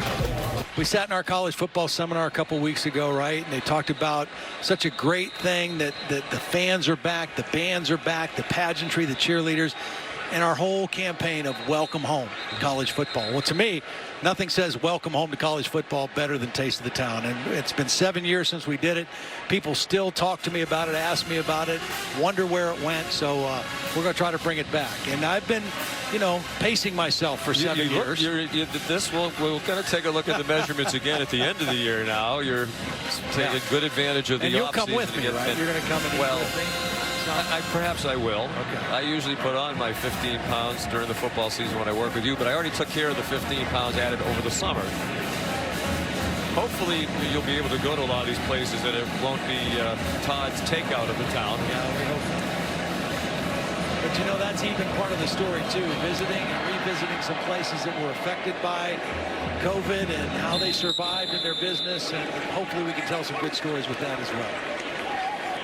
Andy Borregales, the kickoff and a touchback. We're just getting started with this Labor Day weekend feast of college football. The headliner on the menu tonight. See what we did there. The Dukes Mayo Classic from Charlotte. 7:30. Georgia and Clemson. We are going to race back to the hotel to watch that one. Tomorrow night on ABC, 9th-ranked Notre Dame and Florida State, and then Monday night on ESPN. Louisville and Ole Miss will labor on Labor Day. All three games also available streaming live on the ESPN app. One app, one tap. Catchy new slogan. A lot of new quarterbacks making their appearances this year, right?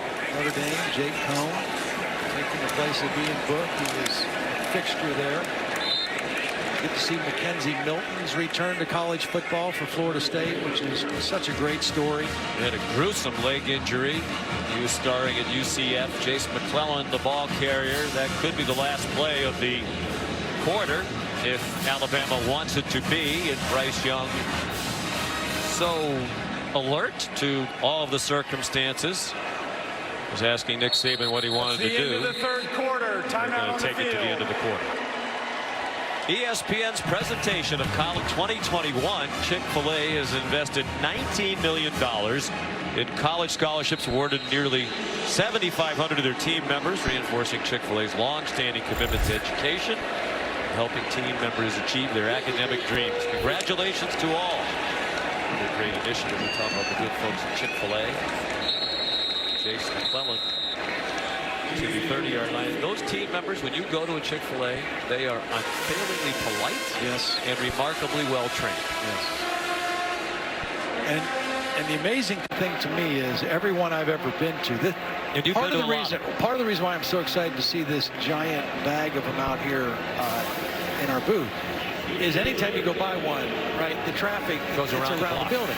But they are so efficient in getting you through there and getting the orders. And it's unbelievable. Quite a system. Oh, it's true. We'd like to announce that Chick-fil-A has renewed its sponsorship with ESPN going forward. Thank you, Clark Blackledge. Chase McClellan is stacked up, and it looks like he might have the first down. Opening minute of the fourth quarter. Bryce Young still in there, but we believe we might see Paul Tyson at some point, who is the backup quarterback. We saw Bryce Young in the opener last year in Missouri when Mac Jones staked them to a pretty good lead. There's Tyson, so far best known as being the great grandson of the legend Bear Bryant. They have a number 3 quarterback that we may not see tonight, but he's going to play some this season also. Trayshawn Holden taken down by DJ Ivey. He has a first down. Holden had a chance early to have his first career catch and dropped it. He hangs on that time. Good for a 12-yard gain. It is his first career catch.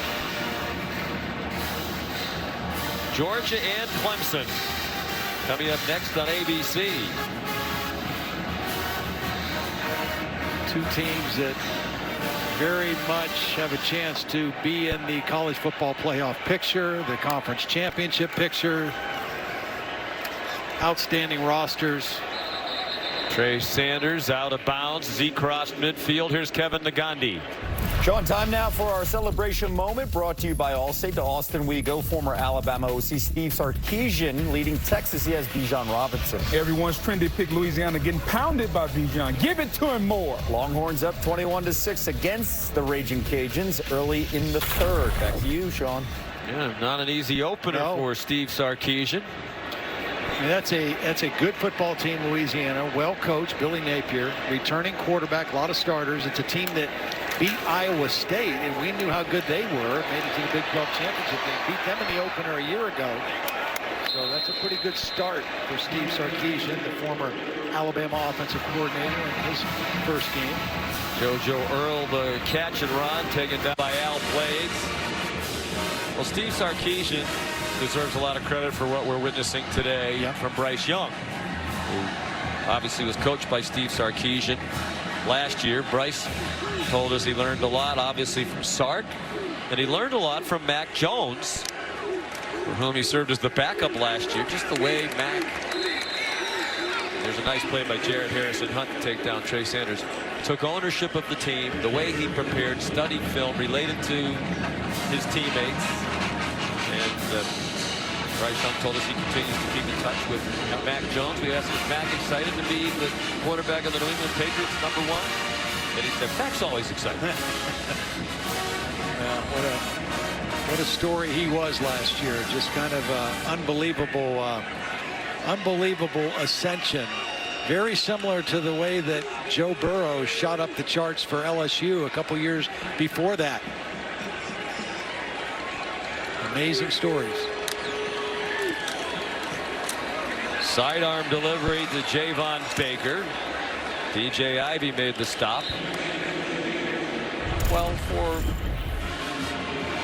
a lot of Mac Jones's time at Alabama as he got ready, he had pretty good guys to emulate too, with Jalen Hurts and Tua Tagovailoa. And he talked about the influence they had on him. You know, Jalen obviously finished his career playing for Lincoln Riley in Oklahoma and refined his game some. And I really think, you know, what he learned at both places prepared him to be an NFL quarterback, and now going to be the starter for the Philadelphia Eagles. But with their successes, those three quarterbacks, with the way that they changed the offense, really under Lane Kiffin. Yes, 2014. Got them much more involved in the modern day passing game. Defense, number 3, causing the offense to react. 5-yard penalty. Third down. Gilbert Frierson guilty of the penalty. They're going to continue to get the top quarterback recruits in the country. Bryce Young was committed to USC right down the street from where he grew up.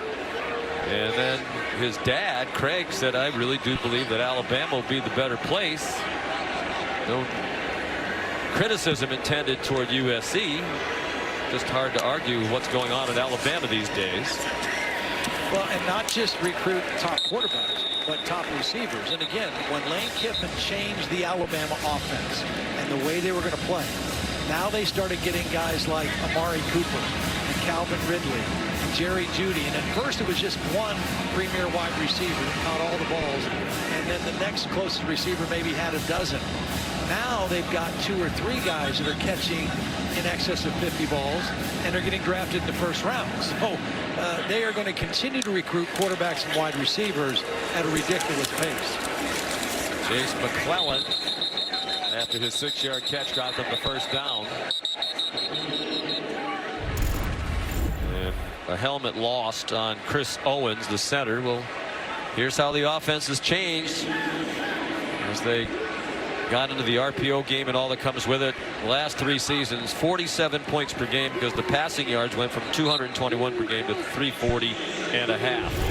And you really have to credit Nick Saban for his willingness to adapt and adjust, because he's always going to be a defensive-minded guy who wants to play great defense and gets frustrated with blown assignments and missed calls on defense. But he knew you have to outscore people. You have to be able to score now to not only beat the best teams in your league, but to win playoff games and win national championships. And so he made that change. McClellan carried again. And when we talked with Bill O'Brien yesterday and with Nick Saban about what is going to be the offensive approach now with the new offensive coordinator in Bill O'Brien, and Nick Saban said, oh, we want to do the same things we've been doing. Bill O'Brien is a terrific coach. He's obviously going to put some of his own stamp on it, add some new wrinkles, but we're going to keep doing what we've been doing. With that in mind, Bill O'Brien told us he learned the Alabama system, including all of the terminology that they have used here the last few years, none of which he was familiar with. He said Mac Jones was actually a big part of helping him learn the system and the terminology. Nice debut for Bill O'Brien, too. Coca-Cola Zero Sugar is a proud sponsor of ESPN College Football. The home of Coca-Cola, are we not? Atlanta, Georgia. I like that Zero Sugar. Oh, it's terrific. Did go well with your Chick-fil-A. Yeah, really good. A little Duke's mayo on there, and we're good to go. Chase McClellan dropped for a loss. James Williams, another freshman backup safety. Jared Harrison Hunt, who they think is going to be an emerging presence as the season goes along. Harrison Hunt, defensive tackle, played 2 years of high school football. He played basketball at a great program in New York City, Christ the King. There's Will Reichard. This would be a 40-yard try.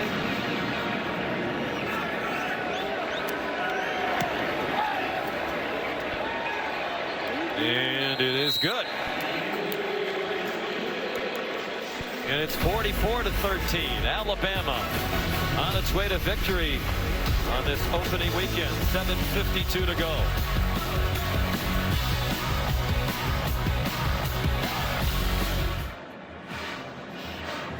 His style's any indication, both Big Cinco will have a big night. I was wearing Nike warm-ups. Look at him, so fresh and so clean. Big night for DJ.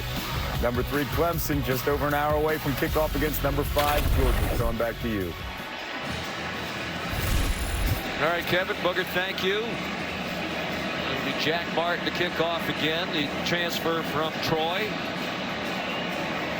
Junior out of Dothan, Alabama.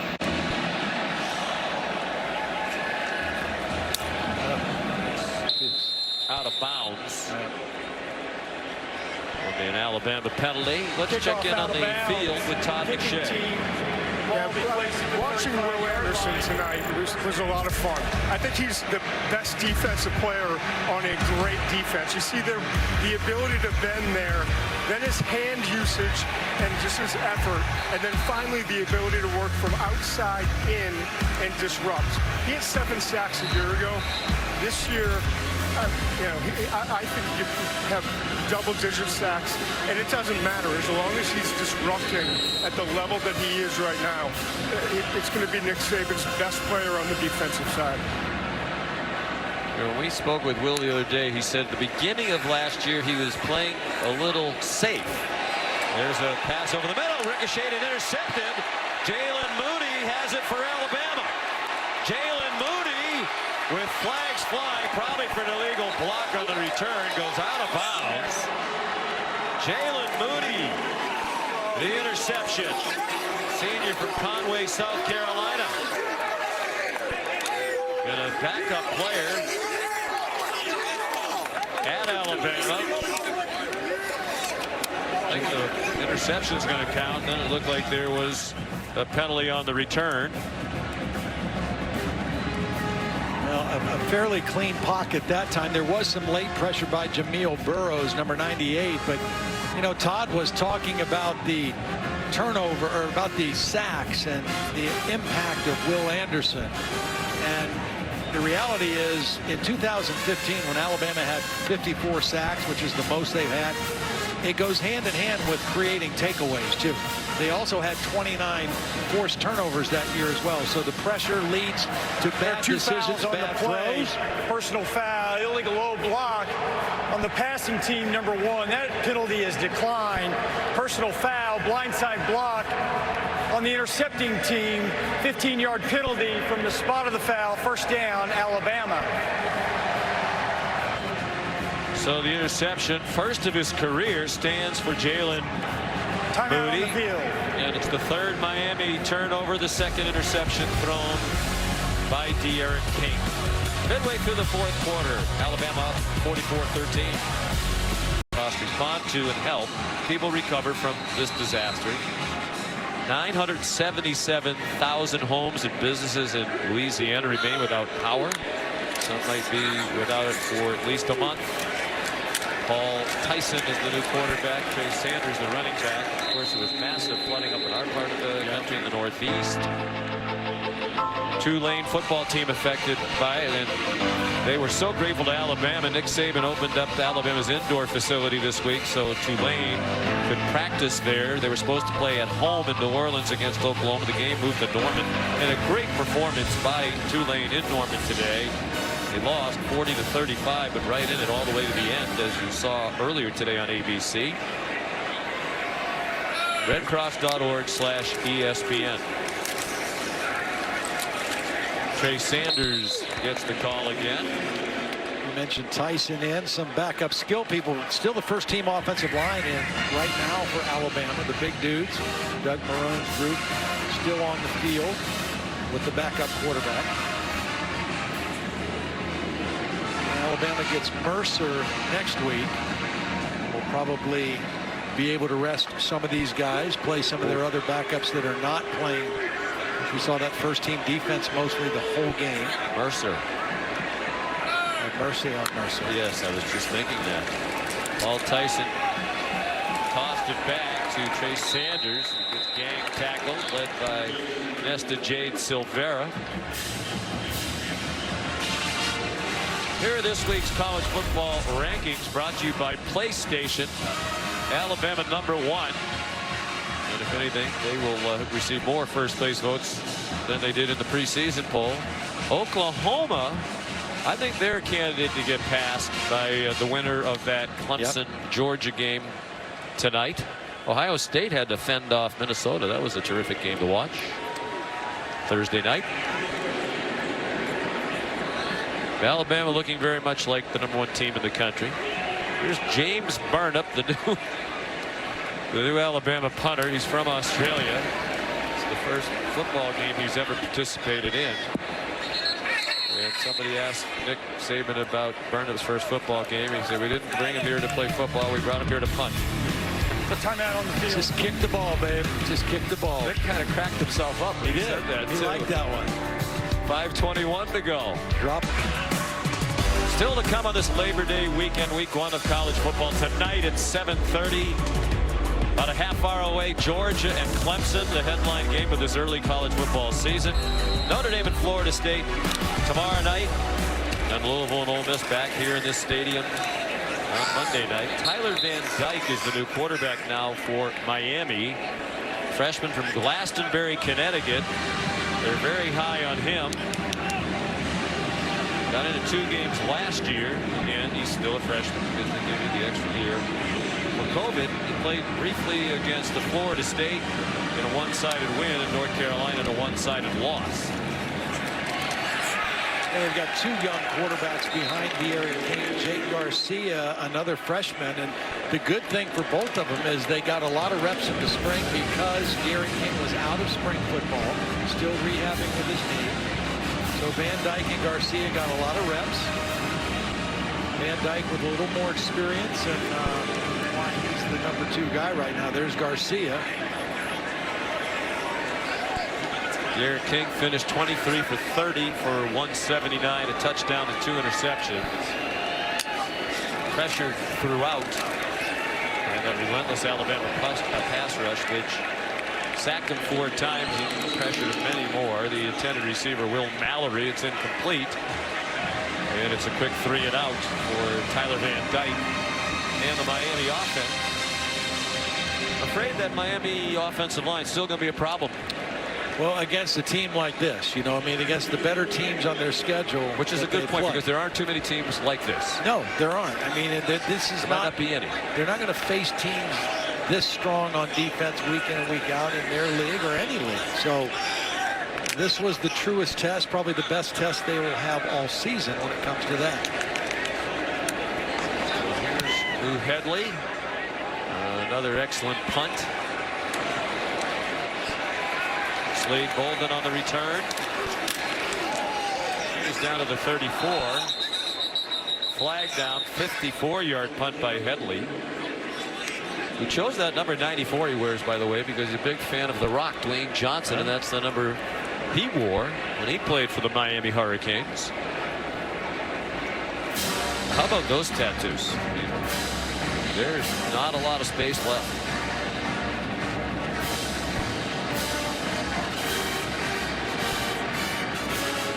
Awaiting the critical ruling here.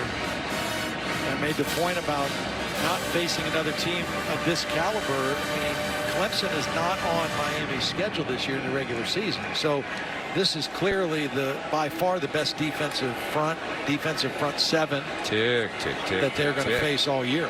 Boys, we got Clemson and Georgia coming up next. You all have a headset. Figure it out.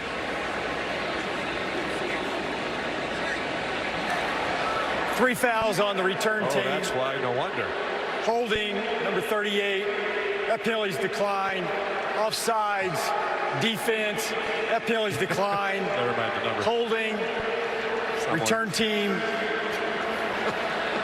That's a lot to Number remember. 36, 10-yard, 26, 10 yards from the spot of the foul, first down. Now, Matt, they have headsets on. Somebody's got to help, right? Somebody's going to blurt the number back into his headset when he's. That's why we wear headsets, so people in the truck can help us when we're flailing, which is frequently. It is nice to have somebody on the field who can feed you those numbers, but I've been there, and sometimes the process breaks down and you're on an island, so it's not fun. No, I'm sure. Well, it's been a well-officiated game. 3:58 to go. And now they're figuring out where to put the ball. There'll be Paul Tyson back out there. We mentioned earlier he's best known for being the great-grandson of Bear Bryant. But you know, he's not on this team because he's Bear Bryant's great-grandson. He is a very talented player. He was a 4-star prospect in most of the major outlets coming out of high school. Newer Trussville High School. He's from Trussville, Alabama.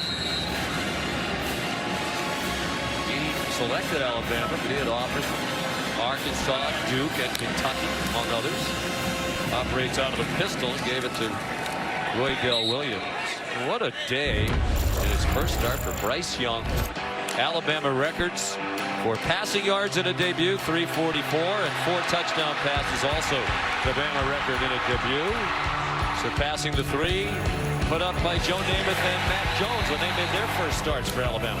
If there was any question of whether the stage was going to be too big for Bryce Young, the answer was a resounding no.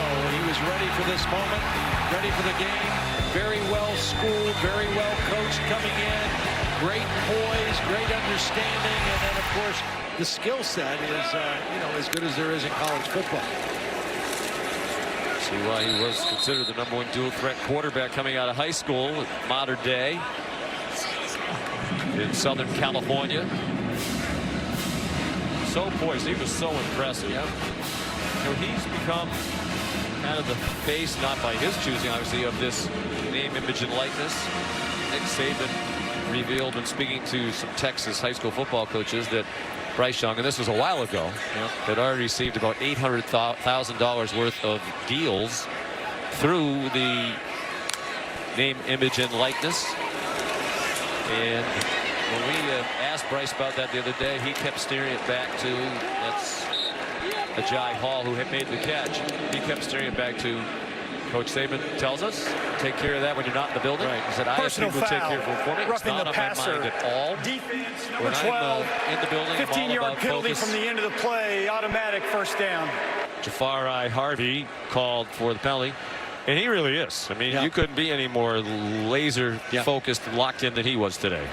Well, and I think he understands clearly also that, what his first priorities are. I mean, it's to be the quarterback of the Alabama football team. It's to go to school. It's, those things, those other things will take care of themselves. And like he said, he's got a team that monitors that, takes care of that. He doesn't want to be bothered it. I've also heard by some accounts that he's turned down as much as he accepted. I mean, he could have had way more than that. Well, and that $800,000 was a while ago. Yes. We've also heard that it's probably more than that. And good for him. It's obviously life-changing money for anybody. Is for he and his family. Tyson handed it off to Roydell Williams. First to speed along the near sideline. He's across midfield. And he was beautifully protected by that offensive line. I think the new coaches have blended in very nicely. Terrific play calling by Bill O'Brien. Now we got Jalen Milroe coming in. He's the #3 quarterback, but there's a lot of buzz about him, Sean. He's a freshman, 6'2", 212 pounds out of Katy, Texas. Can really fly. I mean, he's a more gifted runner than passer, but he is talented. And I would not be surprised, obviously it doesn't matter today, but down the road, if he's not involved in Bill O'Brien's offense in some form or fashion in the red zone, in some quarterback run things where they don't have to ask Bryce Young to do that, even though he can. This is a guy who's a little bit bigger, a little bit faster, and I would not be surprised to see that wrinkle in the Alabama offense as this season unfolds. Well, it's remarkable how well Alabama recruits. It's hard to imagine that their offense this year could be, I hate to say it, but anywhere near as good as last year, and yet that was an outstanding performance we watched today. There might not be an offense anywhere in college football for a very long time that is as good as what we saw from Alabama last year. But I think we've seen today, led by this man, this offense is certainly good enough to win a national championship combined with this defense and a great coaching staff. But there are other teams in the conversation, and 2 of them are in the on-deck circle. In Charlotte, Georgia and Clemson in a matter of moments. This will likely be the last play of the game. Zach McLeod made the tackle on Jalen Milroe.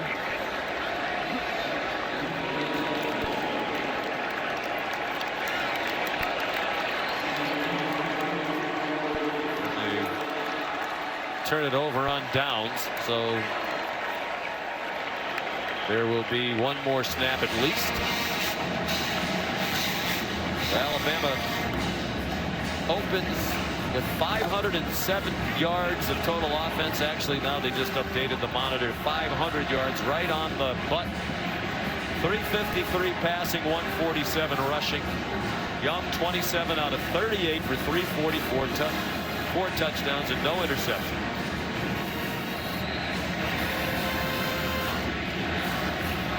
And the defense made life miserable for D'Eriq King for most of the day.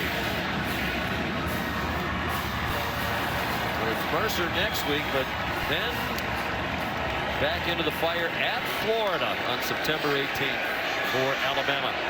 Tyler Van Dyke takes off running. Gets run down from behind.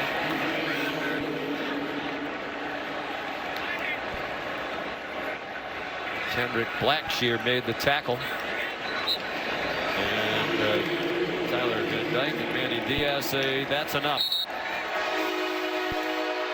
Nick Saban a winner. He's now 15-0 in openers at Alabama, and similar to years gone by, the average margin of victory in those other wins on opening day by 29 points. And today they win by 31. Final score: Alabama 44, Miami 13. Todd Blackledge, Molly McGrath, Todd McShay, and our great crew led by Josh Hoffman and Scott Johnson. Sean McDonough saying so long. Let's send you back to the studio. Sean, thank you so much. So you saw